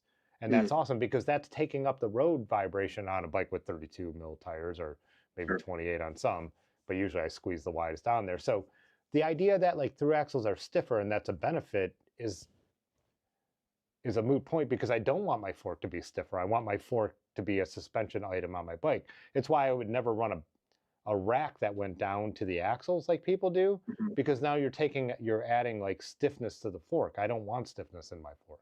You want stiffness in if you're racing or if you're serious about putting power through the pedals in your bottom bracket and stuff like that, which to me is not even somewhere I want it because that's more suspension in the bike, whole other point. But the whole idea that like it is like people tout the idea of through axles is stiffening the bike. It's stiffening the bike in places I don't want the bike stiffened. Anyway, I'm going to go on for no, I think that's for me it hasn't been, and I don't know if this is in my head or not, or maybe it's because I've never had high-end quick release bikes with like high-end. I don't know, but the quick release should be the same. But anyway, I feel like do you ever experience this? Maybe it's just a me, or maybe it's a bigger person thing. But if I come down hard on the front end on a quick release bike, so like maybe doing a little bunny hop off of something, or just like going off of a curb, when that front hits, I get personally a very loud like clank thud noise on my quick release bikes that I have never experienced on a through axle bike. And so always like there's always something in the back of my head like, did I break that? Is this quick release look good? So there is something to be said there. I don't know that stiffness, but I do feel like as you're throwing around the front end, I feel like it's just a more pleasant experience to be on. Are you sure are your quick release bikes though? Are they also quill stem bikes? Are you sure the noise isn't coming from the quill stem? Yeah. I bet your noise is coming from the headset and the quill stem, you think? Not from the quick release. Because yes, I definitely, because those, and even as someone who is like a quill stem proponent as well, and both my main bikes have threadless, but I like the idea of adjustability of quill stems and all that stuff. But you do have to, you have to pay attention to those. You have to keep them tight. You have to pay attention to the top and the bottom and the lock nut. I'm betting what you're hearing is coming, and that's the reason that they've gone to threadless. Like again, an innovation from mountain biking. Because all my other bikes are threadless that are quick or through axles. So yeah, maybe it's causation correlation. Yeah, you're running a bunch of older style components and doing something hard on them, and that's what's Yeah, my Miata too. When I brake, I feel like the wheel is like knocking a little bit. It's not the headset. I don't know what it is. That bike is still flawless, and I've been racing across with it, and it's perfectly fine. But it's just there's something like that. I don't know, or I don't know if it might have more to do with like the brakes might just be a little, the pads might be a little uneven. But yeah, I don't know. There's just something for the confidence of like a through and I guess a threadless through axle bike with disc brakes. You don't deal with that, but I do believe That's that. the only time it's a negative. I do agree with that. There is a whole thing about like you're probably going to have more faith in what you're doing, like with those. But that being said, I've never had the other ones give me a problem either. No, yeah, even at So, my size, I have not had any issues in the cross bike. I have lots of problems with my cross bike, but none of them are related to the axle. So I'm willing to like. I guess I really don't care that much, but I would think again going back to just like I don't know if we can call it ergonomics, but the simplicity of on off. I definitely disagree with you, and I don't think we're going to get to the point where we see eye to eye on that one, and that's disagree. okay. Yeah. I will tell you. I'll challenge you this though. I will have my spouse or my son try to do a through axle. Can you find somebody in your life that doesn't know anything about bikes and have them do a quick release and see what they do? Yeah. I guarantee you. Or check their bike if they already have a quick release and check 10 people and they're wrong. One of them will be wrong, guaranteed. Yeah. I was going to say Erin, but that wouldn't work because she rode bikes. Erin's Erin is definitely more of an avid biker than like, for example, my family. Yeah. And I wouldn't say that's fair. I will think of someone who doesn't think about their bikes and who would never have messed with. I definitely know I know when I think about it when I'm not on the spot. I'll think of someone who has only had modern bikes and is a little younger and be like, hey, put this wheel on and see what they do with it. Yeah. And just do it like that. I think that's the thing. Like, hey, put this wheel on. Well, I think or like go to your local Walmart and let's check all the through axles or the actually Walmart bikes have through axles. Check all the quick release and see how many of them are like the springs are both on one side or they're not. They're too loose or too tight, or they like. I think you'd be surprised from. And I'm not slagging beginners, but doing the beginners group where we had over the 2 months that we did it, I would say we had probably 12 different beginner riders. And they were pretty beginner, right? A lot of them were first time back on the bike as an adult, or really had never put two thoughts in the bike, take it to the shop whenever there's a problem, right? But like they had to get their bike in and out of the car, and we had to spend like so we would have an information session for about a half hour beforehand because they were taking their bikes in and out of the car all the time and were struggling to get their quick release back on. We had to have like a half hour session of like, here's how to operate a quick release. I would often still be asked to help do it. Again, that's totally fine. But like, I'm telling you, beginners are struggling with the quick release, and it's probably leading to some dangerous situations. But again, that's why they have lawyer lips, and that's why they do that stuff. So yeah, they've. I just think that beginners just don't own through axle bikes, and if they were pulling it off and putting it back on, would we be seeing the same things where they had That's not? a good point, right? They might be seeing, but I think the bolt is a simpler mechanism, and on a steel or aluminum frame or a fork, I don't think it's as big of a deal. In the front, I get what you're saying. The back is really where you have a bigger chance of messing it up with a quick release, but I do feel like the front wheel is the one that you're taking on and off the most often. So it's usually going to be the front one that's messed up. Because a lot of these people also don't have car racks, right? Or they don't have a rack that they can just like a platform rack where they just stick it on the back. They're usually having to like take the wheels off to get in the back of their car, then get it out, and that's where the problems usually end up happening. They're rushing and they're running late for the ride or something like that.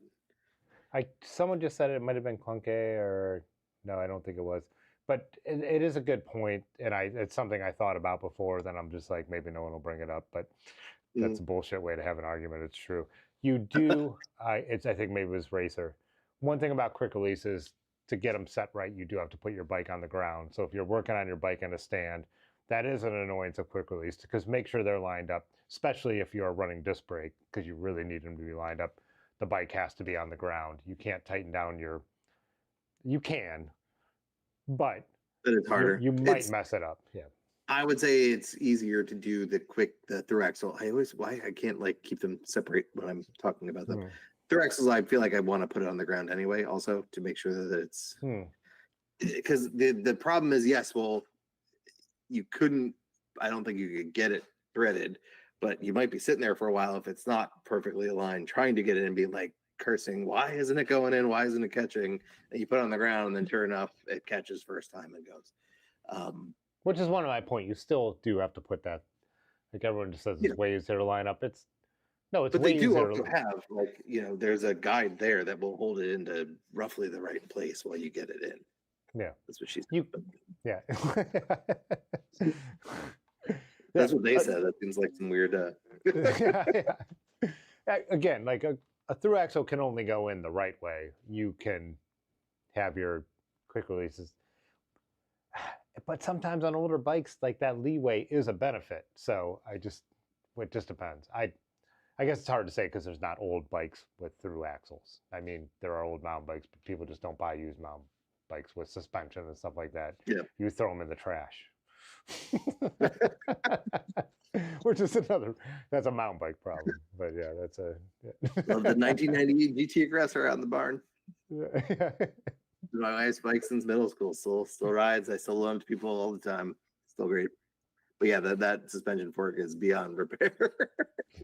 And so, yeah, I still have my 01 Truck 4900, which is my winter bike now, and I put sweeps on it last year at the granola bars, and it made me love it again. But the suspension fork, yeah, was so clapped out. There's a guy we were friends with, like, before I really knew much about bikes, but I was riding all the time again, and I was like, I don't know, like, what's with this? It feels kind of loose, and he like put his hand on it once, and he was like, oh, that's foobar, and I was like, I don't know what that means, but which I do now. But he was like, yeah, this thing's toast. But so now it has a just steel fork on it. Like, also, yeah. So that's a quick release seat clamps too. What are your preferences there? I have those on. If the bike has one on it, I leave it on. If it doesn't, it doesn't. Like they are kind of nice in some ways, as long as they hold tight enough. But I don't really have an opinion on it. Some vintage bikes that have them on there, I'm like, oh, that's cool. Like I'm looking over at I think my team stump jumper, that's an 89, has that on there. I think back in the day, a lot of people switched those. One, they might have been sharing bikes, but I think the more common thing was city riders would take their saddles into work with them when they commuted. So someone didn't steal it. And yeah. But again, the quick release makes it easier to steal it. So I don't know, whatever. Yeah, that's fair. I have had a few quick releases that on older bikes, not newer bikes, they tend to be pretty profiled to the collar. Like there's not a lot of extra space there, but like actually the Miata, the original quick release clamp that came with that, I thought it was just me because I have big legs that I was hitting it every goddamn pedal stroke. But then anybody else that I had ride that bike were like, does that quick release not bother you? And I'm like, yes, it does. So I finally was able to like just swap that out. But that was a weird one because that was on the Miata, the seat stays come to the down tube comes in that. They all come together and then the bolt goes through there, and that's actually what pinches it shut. So you can't actually put a collar on there. So luckily though, there's like a recessed spot where there was a nut, and I was able to the shop Marty's was able to find like the right combination of things. And now it's just a bolt that I have, and it works just as good as the quick release because it's the same mechanism. But that's the only one that I think there was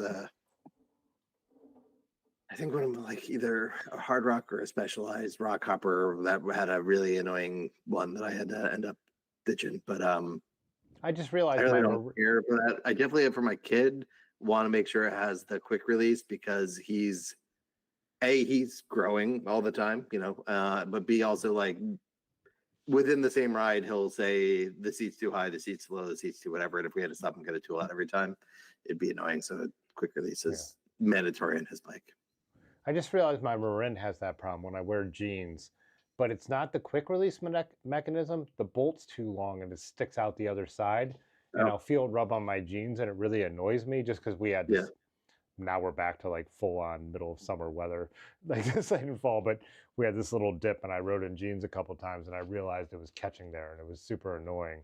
But I think that's not the fault because the actual cam, it was not in the way, but the bolt that was going through sticks out too far on the other side. Weird. So, yeah.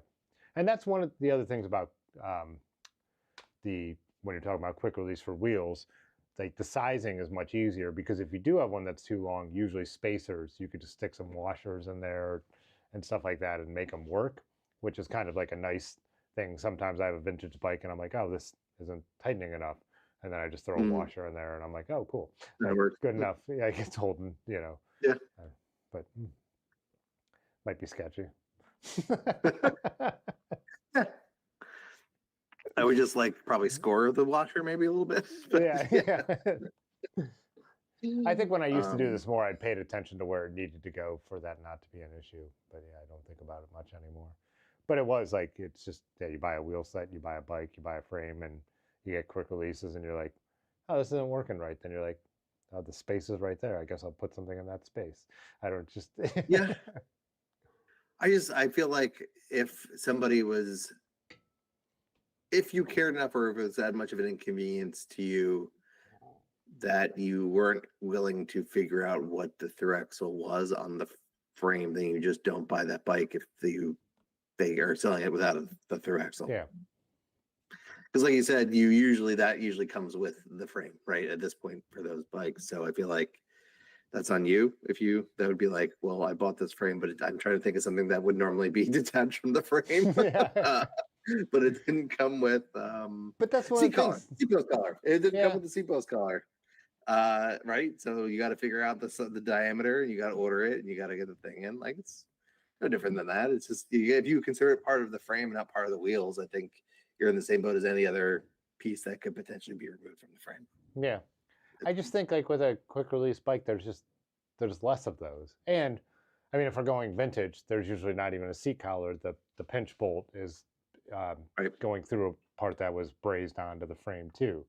So you have one less issue there. You still would have to track down one of those if you didn't have it. But there are plenty of vintage bikes that have the seat collar goes the collar. No, or no? Am I incorrect? As I'm looking around here, they're almost all No, brazed on. I'm off. They're almost all brazed on. Yeah. Okay. Collars are Fair a more modern bike thing, I think, for Okay. sure. Yeah, none of them. My Incorrect. Miata, two However, the Peugeots, ability to remove that and put a different one on has paid off because I, for example, in the wild, when needed a 2-bolt instead of a 1-bolt to be able to not get seat post slippage, and I was able to do that because I was able to take it off and buy a new one. But I just think you wouldn't have had that problem in the first place if it was just braced on the frame. Why would you need? I don't know. Maybe. Yeah. You got to remember, 300 pounds is a lot of downward pressure, especially when you're riding chunky stuff. Yeah. So my gunner slips actually. So I'm talking about something that I bought like a nice pink one to match, and like that seat post slips with a Thompson seat post, and it drives me crazy. And Otis just sent me last week a list of solutions that I didn't like any of them. But well, if the problem is you do need about a solid inch of like collarable area on the seat post, the seat tube. So, but the 2-bolt ones, I was like, this is really going to work. It worked like immediately, and I measure it constantly, and I have not lost even half a centimeter over since switching to that. So they truly do work if it is a bike that has enough space to do it. I think I need to look into that then. What brand did you buy? I bought Woodman, but because it was gold, I needed to match everything. Engin, ENGIN makes a really pretty one that everybody else had recommended to me before I found this one. They just didn't have the size I needed in stock, so I didn't buy it. So that company was highly recommended. They look really nice. I don't know if you want to pull it up on there, but in general, I think the concept of it, just any of them work. There's some that will, instead of being too sort of in line, there'll be one that pinches to the actual post itself, and then part of it that posts to the collar if you don't have enough room. So there's some of that. I think the engine one is one of those. And there's some that then are just literally just a thicker collar with 2 bolts. Both seem to work from everything. Carl As somebody said, engine doesn't make them anymore. Bike Press today. I recently tried to buy one. May have to look on eBay because I find new old stock on there. But Carl said 2-bolt seat clamp post fan. But Carl was actually at was the Handmade Bike Show in Ann Arbor when mine was slipping, and I just using a small like Allen wrench, like one that is on your tools. I was trying to tighten my clamp enough, and I broke the bolt. And so I had to ride the next 15 miles of gravel out of the saddle. So that's some guy did a standing century. side note I saw somewhere, and that's insane to me. But crazy person, absolute lunatic. Yeah, Good for them 15 though. miles is too much. I did have a problem with that is a problem when the collar that's like part of the tube isn't working or isn't set up good. Like the riv tandem, actually, we've had quite a bit of problems with that from the jump. The first bolt that they shipped with it didn't work to the point where we were tightening it up for the first time. It snapped. We had to get a different bolt. We made it work. That has been slipping, and I don't really have a good solution there other than I just like lather it up with carbon paste. Which carbon paste is a weird misnomer. You don't need to use it just on carbon components. It helps keep any two things put it on mine, together with friction. So it's a pretty good solution. So that's gotten us by a decent amount. But yeah, if I could put a double on there, I 100% would at this point. I just haven't looked into it enough. But they work. Yeah, it's funny because I started off riding with the one that I think came with the gunner. I think it came with the frame set when Otis gave it to me. We were on the first bike tour, and I knew I had a, for the record, I had a Zeitgeist loaded with all my sleeping stuff on the saddle too, but still it shouldn't slip, right? Thompson seat post, nice made frame. So Yonda gave me one. I think it was that a Duratec? I don't know, but it held, but it was lime green, and like in general, I don't care about aesthetics, but since the gunner is not my choice, like, come on. Well, in certain ways, I don't. You have nice looking bikes, you do. Yeah.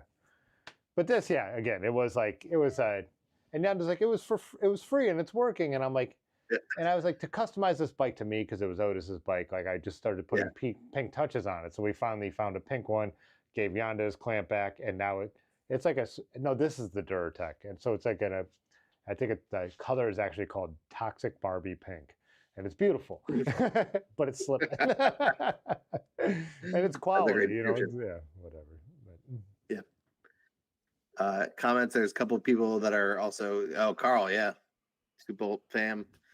Carl's another big dude. He said a carbon paste that scuff up the seat post inside your frame. Okay.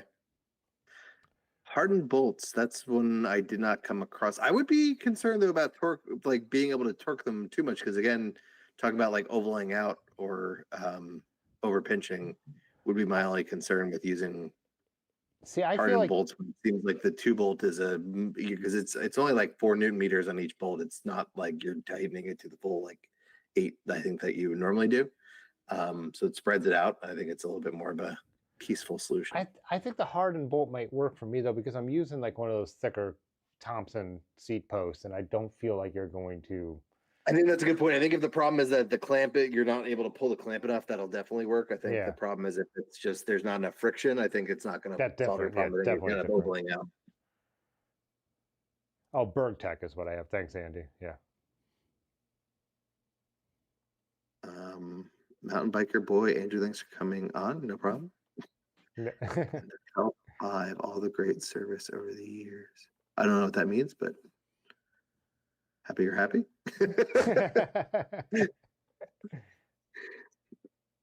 Andy was saying too, before droppers, you would stop and put your seat up and down. That was part of the quick release on old mountain bikes. Oh yeah, because that makes sense. Yeah, my 01 Trek has a factory quick release seat post. I'd kind of forgot about that, but yeah, that was because I always thought that was kind of aftermarket. But yeah, that's a factory quick release seat post. Yeah, and that has never slipped, and I've not taken care of that bike, and now I run it through the salt and snow every year. So sometimes the old stuff that has the original derailleurs, God, it's insane. Yeah, original wheels. Yeah, man, I'm beating the hell out of that thing. Like we used to take it because we didn't have mountain bike trails back in the day. We just rode it down the steps at all the hiking trails, and now I have run it as a winter bike, and it's still going. Yeah. Yeah, that's cool. I don't have a beater bike. I need like a winter shit bike these days. I don't really have one.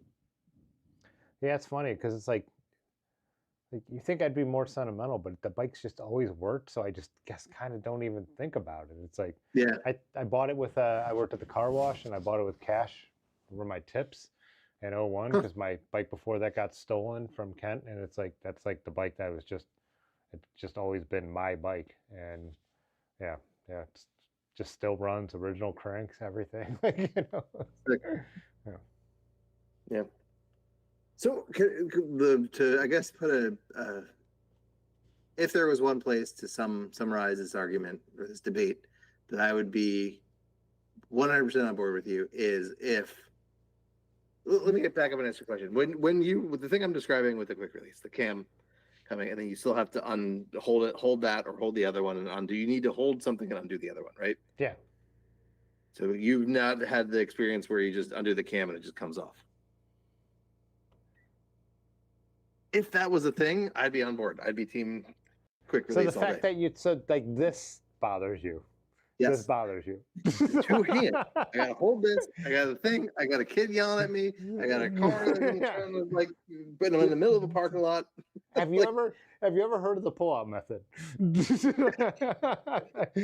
don't take your problems in this way out on me.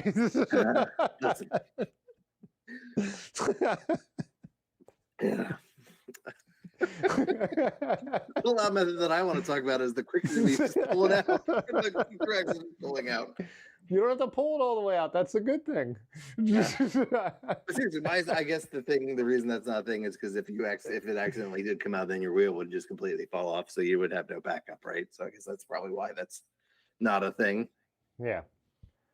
Yeah, I think that's a trade-off I'm willing to make. I agree with Bike Breath that like both are two-handed operations. There's no one-handed operation here. And I do agree that there's like an element of tensioning both things at the same time. But most of the three-hand operation now. You hold the bike, shoulder, and both sides. So you're like, it's not a two-hand operation. But Thru Axles is a two-hand operation. The good thing about the cam though is you can support the bike by holding. Like you're like. I guess I'm just not good at it. I don't know. Maybe it's a user. Maybe it's a skill issue. I think this is why we go to we have to give the opposite bike to the person who's never dealt with the opposite situation to see what they think. Because, and again, I also say that about like again going back to the disc brake thing. Like you see it like on Ronnie's post when he builds a bike, already puts out a frame set that is rim brakes, and people are like. They act like the bike is going to crash and explode like the Death Star. And it's like, no, like good rim brakes don't do that. Like whatever. Like you've never dealt with them. I understand. That's fine, but they work. And I think the same thing is with like people act like quick release, like what's gonna happen? Are my wheels just gonna go flying off and it's gonna be like a Looney Tunes cartoon? Like, no, they're not. You're going to tighten it down and you're gonna make sure that you did it right. Like just like anything else. Cupping technique. I forget not elsewhere is Matt, and he is totally roasting with the cupping technique. yeah. Matt and I got to ride this weekend when we went bowling. Exciting. Oh yeah, was that one of your very good bowlers? Mickey though built like a 120. We were like, "What? Where'd that come from?" And then proceeded to build like a 30. The game master. That sounds like me playing pool. Using a 9-pound hot pink ball. It was great. That sounds like me in my 20s playing pool, where I'd like walk up and then just like I'd be high, I would be drunk, and I would have a little bit of luck, and someone would be like, "Oh, you going for a combo shot there?" And then like both would go in. That I'd be like, "I don't know if I technically called that, but like whatever." And like, then pretty soon it falls apart. And it fall apart. You're missing the cue ball, and yeah. Dr. Bob Johnson said he was able to fix a seat post-slipping with the aluminum can shim thing. And like Ben mentioned that to me. And like my Peugeot is actually set up like that because I bought a NOS French seat post. It was still slipping. I did that. I cut out a beer can, slipped it in there. The Gunner doesn't have that kind of space. It's slipping on such a smaller level that I don't. Yeah. I've heard of that trick too. And it also for like, if you have like an old like a handlebar thing, that's a common thing too. It works there too. That's more of a vintage bike thing. I don't think modern bikes, you shouldn't have these issues. Yeah, I think No, like the tolerance, it's a total tolerance problem. It's a total tolerance problem. My yeah, twin wheels were so the tolerance was so messed up that just like tires did not fit on it and tubes were always messed up. It was a mess. But yeah, it just they didn't have tolerance. So like they do now with the machining, yeah. I think that's really the big difference too. I don't think you could do through axles back in the day with the like we're talking about tolerances, right? Like that's a pretty Yeah. specific. Yeah, it has to be right. Like Yeah. literally, I have bikes that the wheel spacing is not the right size for, but it's a steel frame. And people are Mhm. like, there's all these YouTube videos about slowly like cold setting and putting like one of those long threaded axles. I literally yank that thing apart with my hands, force the wheel in there, tighten the quick release down, and it's fine. Like, and again, these are rim brakes that would not work with a disc brake bike. It would not. And when I spin it, if it's not like in the front of those, like, seat stays, like if I don't see Mhm. any movement or if it's not, and again, if it is cheated to one side, that's where quick release is nice because then you loosen the one side, you cheat it over and tighten it down. But that's not a modern bike problem. That's making Yeah. vintage bikes do things they weren't designed to do problem. Like I had that same problem on the rock hopper that has the 10-speed stuff on it because I like have to let's put it this way, it leaves more than an indent in my hand and I have to, otherwise it slips out on one side yeah. and like all of a sudden it's rubbing on the chainstay. So yeah, I know that goes, and you're right, that it does sort of help be able to That steel is real stuff right there. Like it's it's like great because steel, you can do that. Like you couldn't do that to your aluminum bike. You I'd better not expect to do have that to your face. it had the memory at this point though, that when I take it out that it doesn't go back to whatever it does. I don't know, it just does not want to sit in there. I have some where But they feel like it seems like it's got easier, and other ones where it's like every time you're still, which is good. I'd rather it feel like it's still like I haven't bent it that much to frame up the rear triangle that much. So yeah. yeah, the kid yelling at you, Tim, you've never he's not yelling, but he's it's annoying when you're trying to when you like I'm sure we've all had a friend where we have to sort of help them out and they're never quite prepared at the trailhead and things like that or at the parking lot. But imagine having two friends that literally cannot put their bikes back together without you.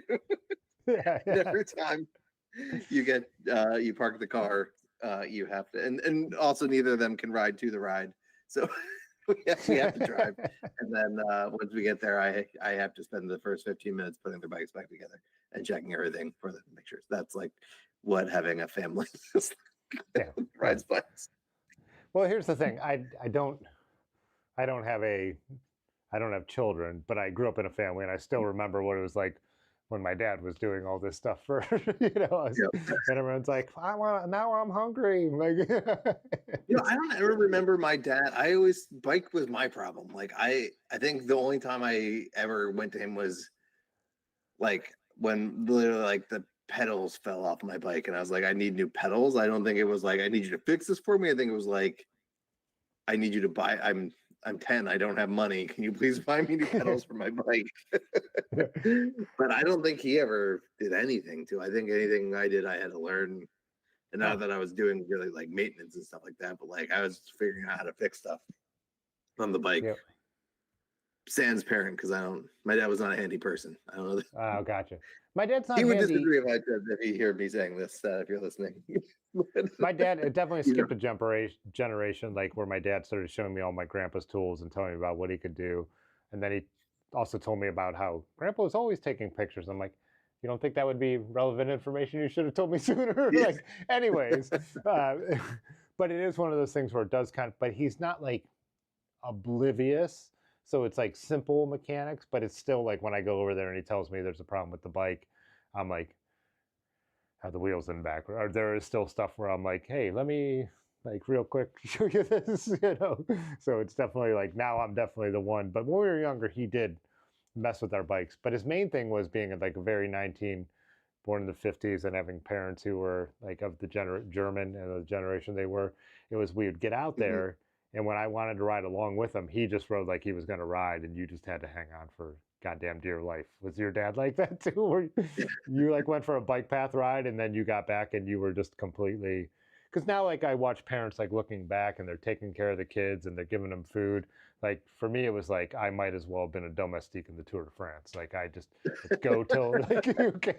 I remember. I think it must have been like maybe 11, and we they weren't good mountain bikes. They were purchased from Toys R Us. But my brother and I had mountain bikes.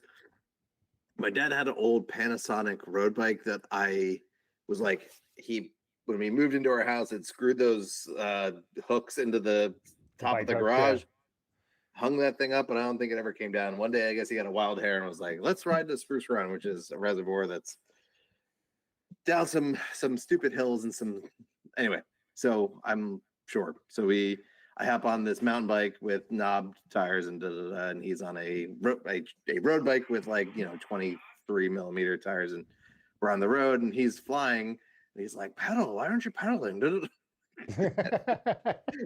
At the time I also didn't know. I thought I'm not a good bike rider, I guess. I don't know. But like now knowing what I do, and I pointed out to him like, Dad, you were on a goddamn road bike. I was on a $100 mountain bike with giant knobby tires. Yes, there was a reason why I could not keep up, even though I was like pedaling. He's like kept telling me I wasn't in high enough gear or something like that. I'm like, God damn it. They gave me it was my brother's and it was a hand-me-down to me, but it was like my bike before it was like, I rode someone's bike with rapid fire shifters and I'm like, I need one of these. But it was a Huffy and it was called the Mountain Storm. And just a few years ago, they're like, we're going to throw this out. And I'm like, I know this organization that fix up old bikes and they give them to, they teach kids how to work on their bikes. And then after you work on it, they don't tell them that. But then they're like, this is now yours. And so they gave me, they're like, oh, here's that. And here's a couple other ones from like the grandchildren that have been around that no one fits. That bike I used to ride, it was a boat anchor. Like when I looked at the components on this thing, I'm like, how was it? Like you talk about like a Walmart bike now or a Kmart bike, whatever. This thing, the dropouts were stuck into like the seat stays and the chain stays, and then they just crimped it. I'm like, I can't even believe what a piece of shit this thing is. And I can't believe it's legal. Like there is a certain thing like that they have to follow to even be able to sell a bike-shaped object. Like I know this was a bike-shaped object, and I'm like, no wonder I hated this bike so much. It is the biggest piece of shit I've ever seen in my life. Like. So Racer X commiserating, and also I agree. It's riding with your kid though is one of the coolest things. And he so side note. So speaking of cyclocross, my son not last week because he was sick the week before, so the week after couple days after the last time we recorded. So he came to cyclocross and to Fifth Street and did it. Got 2 laps. I normally only get 3 before you could. It's a 4-lap race. You get pulled after the winners win.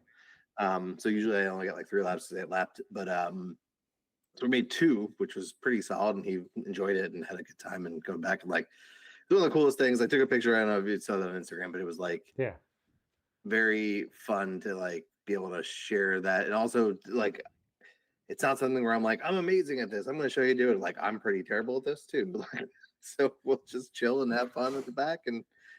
But Jake Stittler from Endo, the guy who does the weed seltzers, his kid, who's only I think like 5, this kid is going to be a pro someday. He has the thing, and like, so it was funny though because my kid is significantly older, but like we're racing against them because like we're all at the back, and so it was funny. I'm like Team Endo versus Team Party Size. Meanwhile, Jake is I think he's number 2 in the nation and for masters cross country mountain bike, and his kid is probably going to be there. If there was a championship for 5-year-olds, I'm sure he'd be in it.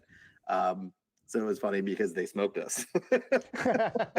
So, but it was really cool. Like the tree is becoming a thing where it's like it's like 120 people every week. And there's so many different, there's a very pointy end of the race, but there's also like a ton of kids that are showing up. And this year it's been interesting because I think enough people have been going that aren't cyclocross racers that other people have started to feel comfortable. So now there's like a whole sort of back of the pack crew. We also kind of started at the end, way in the back, let everybody that cares go. And then we just kind of ride the course and have a good time. And so I think it's good. Cyclocross should be. Do you guys not do, so one thing that like really brings that inclusiveness into Neo CX is the last race they do of the day Mhm. is single speed fat bike, and so there are still people who there's still like a good amount of racers who are trying to win the single speed, but that like is the anything goes category, and Sure. that's kind of what's brought in like the. So you guys don't do that. Got it.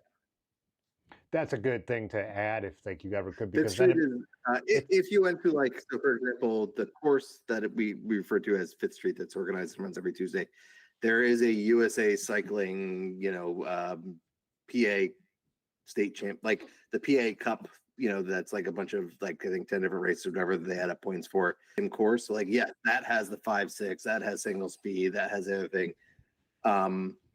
Fifth Street, though, which runs every Thursday from September through to November, is open category. So it's all 120 people that show up, all racing at the same time. So part of, when you talk to people at the point of the race, like part of it is gracefully passing people as you come back around, and like, because the first rule is don't be a dick.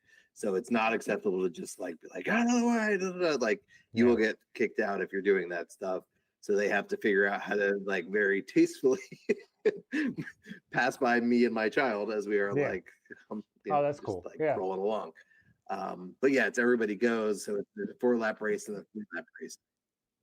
Yeah, that makes sense. And I think that's the same vibe with the single speed race. If you're winning the single speed race, you might have to same thing do that where you come across the fat bike people or the person riding their 26-inch wheel mountain bike type thing. That's part of the thing, and that's where also you're going to get heckled if like in DOCX you're going to get heckled if you don't take a hand up and stuff like that, which is fine. Also, people don't drink, but again, it's like, hey, this is the people sometimes wear costumes. Like this is where it's the anything goes category, and it's you can be serious at the front, but you better not be a dick about it. Yeah. So. Right. Yeah. And Sly Fox is a good example of that too. I don't know if anybody's ever gone to that one. That one's a really cool visual race. It's such a crazy down and uphill, and there's this insane dirt hill that's so steep, but like the last one just becomes a hand up fest because it's all these people and everybody that does the single speed all wears costumes, but then there's like 5 or 6 people that actually care about it and are trying to win. They're like dodging through all this stuff, and it's fantastic. I liked, though, that was one thing too that I didn't realize that NeoCX is not USA Cycling, which is, given the current client of their trans policies and stuff like that, like really cool. Fifth Street is not. They I think have USAC insurance, but it's like you don't need a race license, and it's not affiliated with USAC. There's USAC points, so that is like the two. But like that's not a series per se, like or like a one that like happens in a bunch of different places. It's just the same race that happens every week for a couple months. So that's cool. When I started following it, it was USAC. And what happened was when they had their anti-trans, like USA Cycling put in all their anti-trans policies and all that kind of stuff, Joy Machines pulled Heck of the North out of it first. And so it became, and someone over there so don't quote these as facts, but I think basically what happened is since Joy Machines pulled their race out of being USA Cycling sanctioned, I think the whole series then followed suit on like, you know what? Let's all get out of this. So Woody in the thing just said, we're not sanctioned. We encourage people to do what we want, which is fine. I don't think in the video he had to get into the politics behind it. That wasn't what we were trying to do in that video. But in general, Joy Machines was very outspoken about the reasons they did pull out originally. Like they were like, we are pulling out because of these policies of USAC. So, and I don't know if NeoCX went that far to say all that stuff. But either way, that is the impetus. It was the politics about it. So, yeah. And so I think that is interesting. I think that could only happen in cyclocross because that's something that I've brought up in the crit race that I run is not mine. Like it's not mine to control, right? It's a town event, part of committee. But I've certainly voiced some concerns about like, hey, is USA Cycling really a wagon we want to hitch ourselves to here? And given all this stuff, but the reality is in that world, if it's not USAC, nobody shows up. Yeah, I get that. I totally get that. Yeah. It's not the same vibe, you know what I mean? It's not as punk of a discipline as, cyclocross still has serious racers, but I think the heart of cyclocross is still not the same as like your crit race. The ethos is different. I think most people that are involved in cyclocross and the really, really, really elite people want it to be fun and want it to be silly and want it to like still feel cool. Yeah, so like, but on the crit side, it's not like they just literally nobody will show up. Yeah, I totally understand that. And I do think like I definitely think there are some of the masters Which and some of doesn't the mean people, that we should not do it for that, but again, it's not yeah. my call. It's I'm part of a committee. I definitely think there are some of the masters and some of the like the teams that are more serious and have road teams. Um, when I know some of these people and know them a little bit, and they're definitely more conservative minded and stuff. But I think they also realize like earning points in that system, they're past the point where that's going to matter. They're going to go to all the local races, and so they're like, even though they would rather it still be that, like, what does it matter? Hey, and so it's one of those things where you're like, I'm glad they've come around to the idea of I'm going to all the local races. This for me really doesn't change anything. Like you're never when they were younger, they probably thought they were going to climb the ladder, and these are the people who thought they were going to move on to like all that, and the points mattered. And I think they're just, even though they're probably people that don't agree with our politics, realize I want to go out and race locally. They put on a fun race because I watch those guys. They get there, they do their warm up, they eat the food at the right time, they put on their kit, they put on their clipless, then they they cool down, and a lot of them leave. They get in the car and they come. Yeah, fine.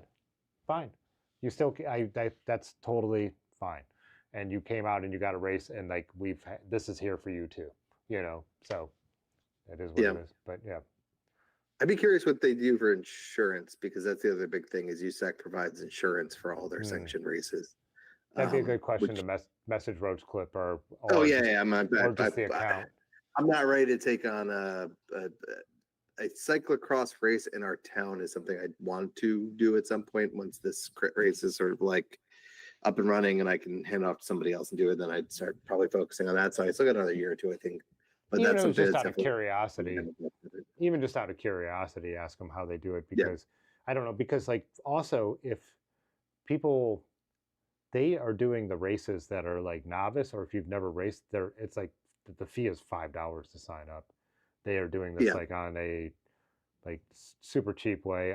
I think probably most of the money goes to the guy who's doing the timing and everything like that. So it's probably also the reason, like what he said in the video, like finding sponsors is important, because they're not using anything else. So it's like to make it so you don't like lose money on everything. It's very volunteer driven and all that too. But yeah.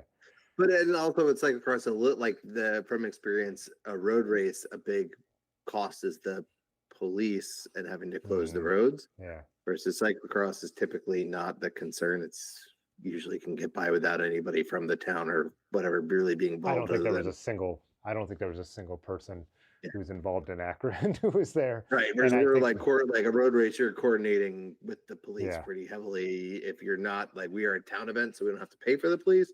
But that's what killed this event in the past when it was run by a private organization, was that police were costing them, I think, $18,000.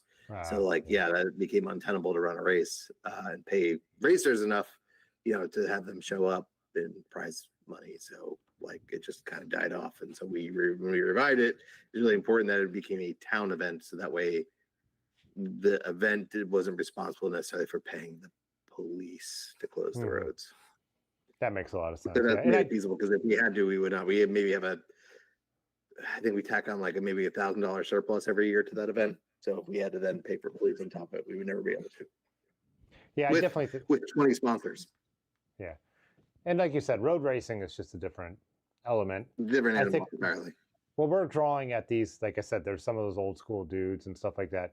But in general, I think what NeoCX is drawing is like people who would be the same people from the gravel world. It's like games and these would 100% be the people that are at Fifth Street. Like there's I feel some patio from all the videos that you've shown from talking to Joy Machines. In fact, even when Action Wheels was Action Wheels is the bike shop we've mentioned on here before. They're the homies, but they have a race team. When they were doing that, I put them in touch with Scott over at Joy Machines and was like, talk to Scott. Scott does what you guys are trying to do. He'll figure it out. And they're associated with the bike shop too, so it was really easy. And I think they just sort of copied that a little bit. And also, they're not sponsored by, but Action Wheels just got the wild.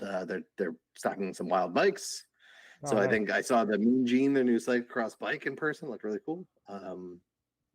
Continue just the wild fanboy. I'm not going to buy a new cyclocross bike, but I really wanted to. Yeah, it's But buying a $1,200 cyclocross bike or a frame to then come in like 110 out of 120 people seems like a bad investment. Yeah, someone commented on the video, and it wasn't even a negative comment, but like, I would have liked to see some more people in normal clothes. And I'm like, yeah, I mean, like, it is a loose thing, but it's like, it's still like, I don't know. What I responded with, I was like, I swam competitively, and when I was younger, and I wasn't that serious. I was like, but I still put on a Speedo when I raced. Yeah. I never wore that Speedo to the beach. I never wore it just to the Right. pool. I didn't wear it on vacation. But I mean, you're still in the level of, and even when I go to Black Fork, our biggest gravel race, that was a culture shock to Aaron, because we were in the 3% who were not wearing kit. Like, that's just, it's a bike race. You're going to draw people who wear bike clothes. And the Joy Machines guys are super laid back. A lot of them are beer drinking, like hanging out, punk rockers. But they wear their sponsor, they wear their Joy Machines kit. They're not going to order non-kit stuff to race in. It's just, I don't know. I guess I could, all the disciplines, cyclocross seems the one where the kit is the most practical, because you're constantly on and off your bike, and like a loose crotch will get caught in the saddle nose and end up taking you out as you're launching yourself back onto your saddle, right? Like, I feel like of all the disciplines, that makes the most sense for those guys to be in kit. Yeah, Aaron Novak, my buddy, was probably the one guy in jorts and a t-shirt. Like, beside, there was a couple who were, but almost everyone had bibs on, even if they were wearing something looser on top. He was like, it's a great way to ride a bike. I don't know. Yeah. Cyclocross is a weird, it's tough, even if you're going easy. So like, the fact that people, like, I still don't own kit, and I'm not surprised that people are showing up for the race are going to wear kit. Like, I don't, it's just, I get at the back of some gravel races, but even that, like I said, I'm in the extreme minority at a gravel race being in normal clothes. So but a good race, like, it won't be a big deal for people who are not in a kit, right? I feel like if you're going to like more serious stuff, it's like, would be weird, but like, I feel like these kind of punkier events there's room for that. You know what I mean? There's room for your Aaron Novaks, especially considering I won 3rd place or something last year.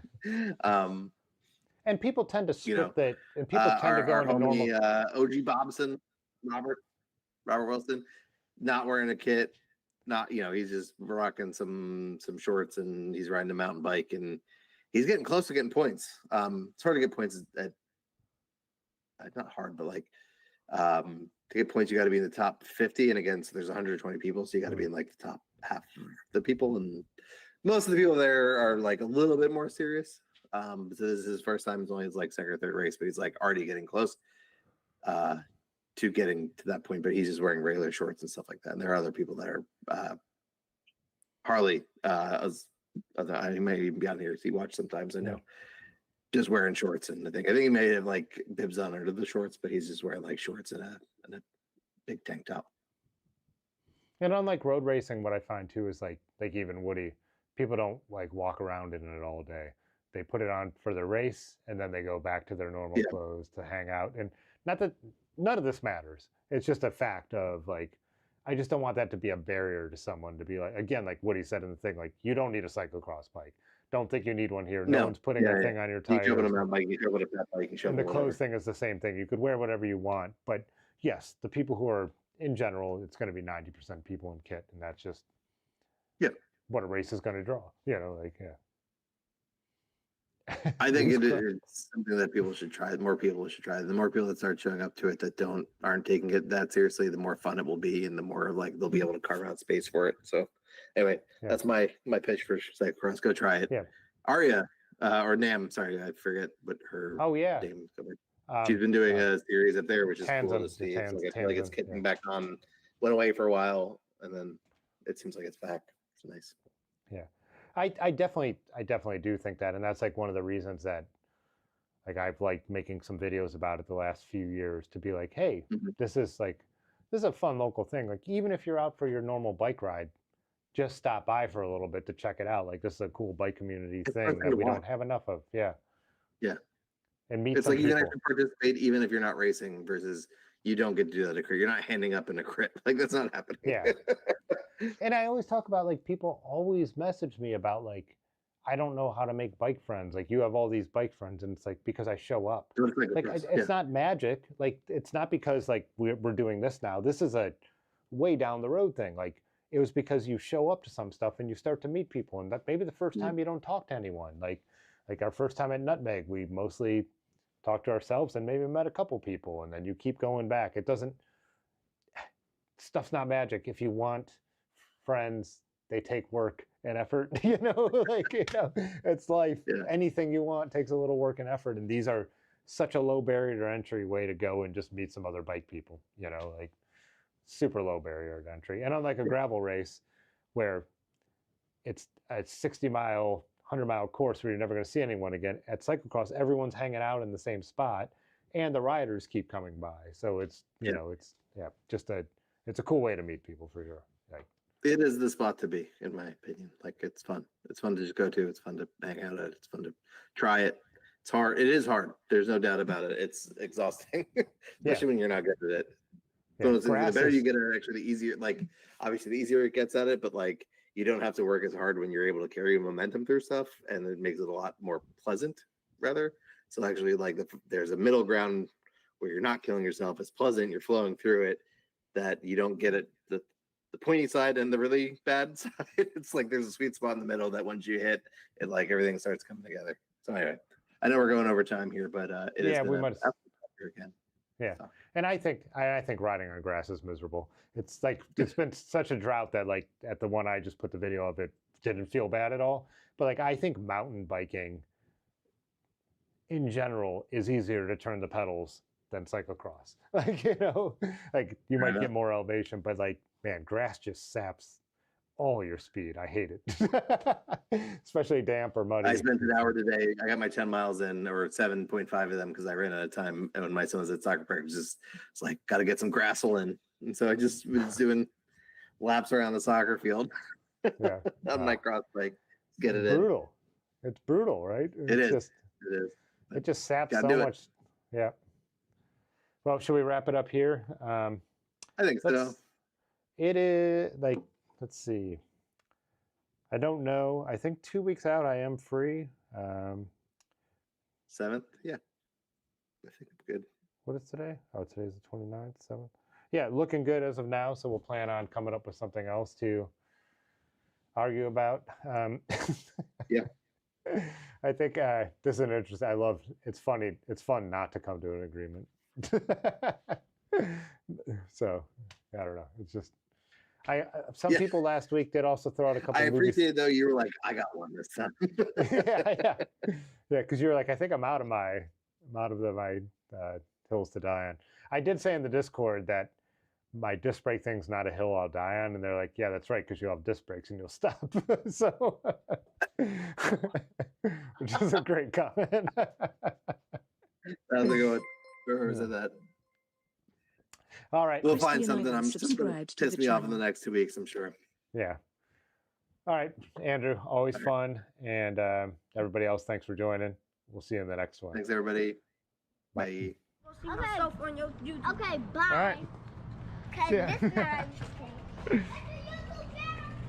Fitzwater photo.